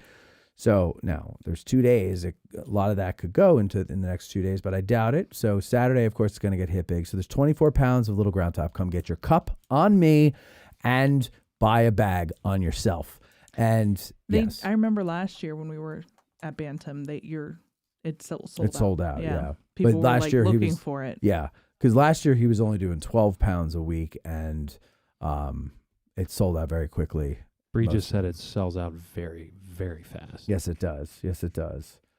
And I think that's great. I think that's fantastic. Mm-hmm. Did I tell you this last week that he got an order or 2 weeks ago? Maybe I told Cindy at home, but I didn't tell the show because we weren't here. 70. We got an order for 70 bags of Little Ground Top from some like financial firm in Nebraska, wanting to put them in the gift basket, the holiday gift baskets they send their clients. How cute is Yeah, that? I thought that was really cool. And I don't know if that's a listener or they just saw it on their website and thought it was a cool name or what. I don't know. But yeah, there's that. So go ahead. What do you got to tell us about Remembrance Day? So Remembrance Day will be held this weekend. It's not the traditional day for Remembrance Day, but who cares? We're flying blind and doing it by the seat of our pants. Anyway, the government is now open, so we can actually get into the National Cemetery to hold the Remembrance Day illumination. What is the Remembrance Day illumination, you may ask? Yeah. It is the placing of a candle luminary, at every single Civil War grave within the National Cemetery as well as along the pathways. We'll be starting to set up around 4 p.m. on Saturday. The ceremony will start at around 5:30. That's when the candles will all be lit and everything will be beautiful. But then in addition to that, we start reading the names of the soldiers who are buried in the cemetery at both gates. Yeah. Throughout the evening. So it takes 4 hours to read through all the names. I was just going to ask you that. Yep. So we'll be done approximately 9:30, and then we'll start cleaning up. Now, here's the deal. I'm putting out a call because of the government shutdown. A lot of our volunteers were not sure we were going to do it until literally this morning. So a lot of our volunteers had already backed out, or we were kind of worried about not being able to come and then getting their hotel rooms reimbursed. And I totally understand that. But we're worried that we might not have enough help. So if you're able to come at 4 o'clock and meet at the Baltimore Street gate to help set up, that would be great. But even more great or greater would be to come at 9:30 and meet at the Baltimore Street gate to help clean up, because it looks like there's going to be about 20 of us in the dark in the cemetery. And we're there until it's done. So some years we have a lot of help and it only takes a couple hours. Some years it takes a lot more time and we're there till 1 a.m. So Court, we're going to that dinner that Mikey B's doing at the GAR, right? The Grand Army of the Republic Hall, the Skelly Post. Hey, is that a yes or? As far as I know. Okay. Yeah. So maybe after that, maybe Court and Mike and I will feel our patriotic duty to come and help you. Yeah. Maybe. And if you come Depends in on how cold it is. later than, it's only supposed to be 50. That's freezing. That's we've done below it 70. We've done it at 18 degrees. Well, you're a bigger man than I. So if you're able to, I'm putting out a plea. We would really, really appreciate it if you come help clean up, because yeah, seriously, that is a crazy day. Several years ago, me and Eric, the producer, helped. It wasn't for this. I think it was for 4th of July. We helped put up flags, stick the flags in the ground at all the graves. And for whatever reason, we couldn't go back to take them out, but we were originally going to, and then something came up. I can't remember what it was, but we had to do that instead. And it is, it's a moving thing to do. Whether it's flags or candles, fake candles in bags, whatever. It is an intimate way to get to see these graves, and it's different. It's just different than walking in there and looking at them as you casually stroll through. Here you're interacting with them in a way, and you're doing something. You're doing a physical thing that is honoring the guys under that soil. And I'm really glad that we did it that time, and I wish that I had more time to do these types of things because I just don't. And because it's a nice thing to do. But hopefully somebody out there listening will be here this weekend and they'll be like, let's help Bethany and get her autograph, right? And then how do you handle that, Bethany? How do you say when somebody, I know you from the show, what do you say? I usually, oh, that's so sweet of you. And then you say, what's your name? Oh, usually, yeah. Okay. Where are you from? Where are you from? Yeah. Okay. Good. Yeah. Good. That's what you do. I usually, back to the illumination. Sorry, if you show up at around 9:30 and there's no one at the Baltimore Street gate, it doesn't mean we're not there. What it means is we're probably more in the cemetery starting the cleanup process. So feel free to join us. So roam around until they find somebody. Well, you'll see a bunch of lights. Yeah. So it gets wicked dark in there. You'll see a bunch of little lights moving around like fireflies, and that's you guys picking them up, right? Yeah. Yeah. All right. Let's. What do you got there, Cindy? And then let's. I'll let you guys just wrap it up. So also on Saturday there is a play, 12 Days: The Search for John Wilkes Booth. It's on Saturday the 15th. Starts at 5 p.m. It is at the Barn Resort in the ballroom. It is presented by. It says that we're presenting it. We are not presenting it. I'm pretty sure it is a benefit for the Sons of Union Veterans, if I remember correctly. But I believe that is true. Placed between the parade, which is at 2, and the Civil War balls that are at Eisenhower and the Gettysburg Hotel later that evening. It's about an hour long. It's from 5 to 6 p.m. Big balls. Follow the intense 12-day manhunt through Maryland and Virginia after Lincoln's assassination, leading to the capture and execution of the conspirators. So this was written by one of those folks. He actually works at the Flight 93 Memorial. and he's from out in Pittsburgh, but he is marching in the parade as well. So it should be interesting. They're very passionate about it. They are going to have some Civil War music. I think the group is called the Poor Souls, and he's a member of that as well. And so they will be performing there. So that's from 5 to 6. You can still get tickets. They are also selling tickets at the door. So feel free to stop by and grab a ticket if you'd like to join us. Mm-hmm. Very good, very good. And what is the name of the person who's starring in that? Isn't there or the person behind it, who's? Well, there's 2. Rob, you're putting me on the spot. Oh, that's okay. Don't worry about it. Don't worry. Rob and Greg. Okay. But I can't think of their last names or how to pronounce them. They are lengthy. Okay, that's fine. But they're both very nice, and they are both from out, I believe, in Pittsburgh Way. But they both also Pittsburgh Way. Yeah, I they like both that. also are marching in the parade They're as out well. Pittsburgh because Way. they reenact. So Also, is it in Clarion? Is it in Clarion? Right, that's the most important. Is it in Clarion? The parade does start at 1. Oh, I thought it was 2. No, usually it was 1. written somewhere at 2, but Yeah, I always thought it was 2. Is it 1? Usually at 1. Well, I'm going to get there at 10:30. Okay. Start Well, setting we'll up. double check on that. Usually it's at 1. Yeah. Tad, are you free to come and help on Saturday, the camera and all You that? literally changed it. What, Tad? What? Why are you making that face? TBD. TBD. Also, I would whenever- love to do a man on the street, but I need a cameraman. Oh, do you remember last year when I did the poop thing? The poop report? Yes. Anyway, also remember that they do block the streets with the cement pylon things. Right, so don't drive that usually through. starts around 10:30, 11. So be aware of that as you're coming into town looking for places to go. Yeah. I say if you think you can beat the cement thing, give it a shot. Yeah, if you think your car is big enough, heavy enough, strong enough to get through it. it is at 1. Okay. It is at 1, okay. 1 o'clock. I saw it somewhere for 2. It's all right. It's all right. Maybe that was a time. Maybe they were still on daylight savings time. Could be. They sprung ahead. Yeah. Why do I always look up there when I'm Because trying we to want to talk look at Court? ourselves. No, I'm trying to talk to Court. Oh, and because I look up there, but that's me. Because if he yeah, there you go. Okay. All right. What else? Anything else? That would be it. I'm hungry. Oh, really? Hungry. You bitches up for food? All right, so listen, one final production note for everybody. It has been crazy, super crazy, producing things. The tavern talks, okay, and then the editing while we're preparing to shoot the next one, shooting the next one, editing the previous one, and all this stuff. Still editing. Then I still have to keep my feed alive, so I got to put out something at some point. Well, I got to take time and edit that, and then I do that and all that other stuff.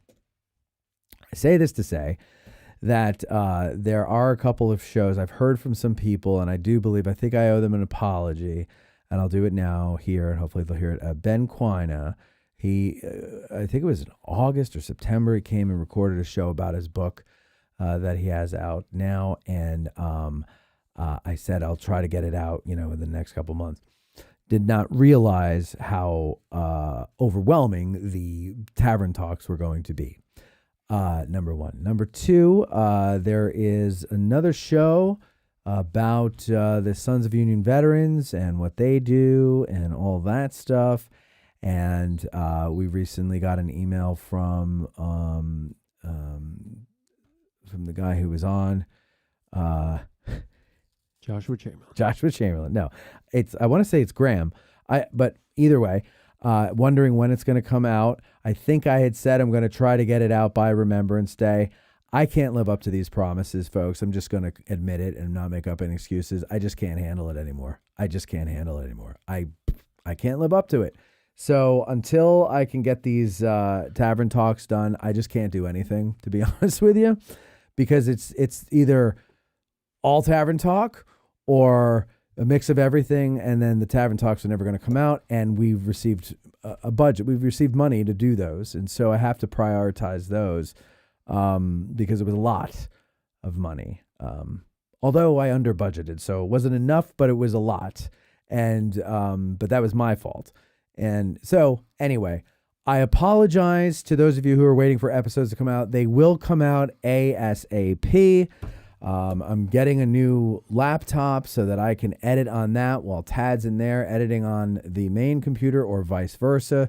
And once we can do that, I can start to double what we do. Maybe not double, but I can do more than just one thing at a time. And so that's it there. But it's either that or, end up in a lunatic bin. Mm-hmm. Let's not do that. Well, that's right. So this is what I'm doing. Okay. God bless you, Matt Calloway. Oh, shut up. All right. Stop talking about yourself.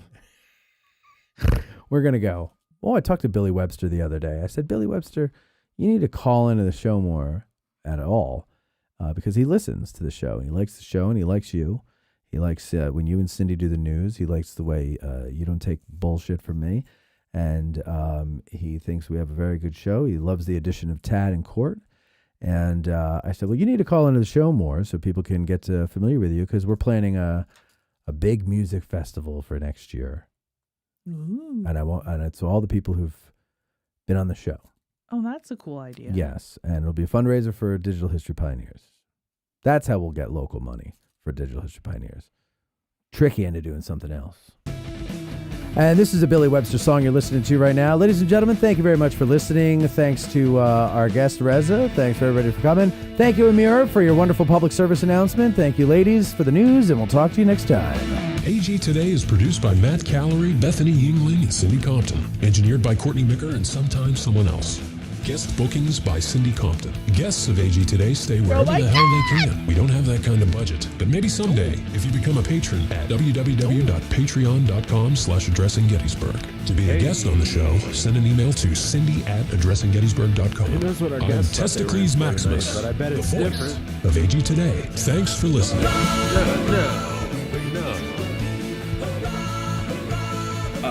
We've got you guys playing over here at Urgent Care. Did you say Abe Lincoln? Robert Downey Jr.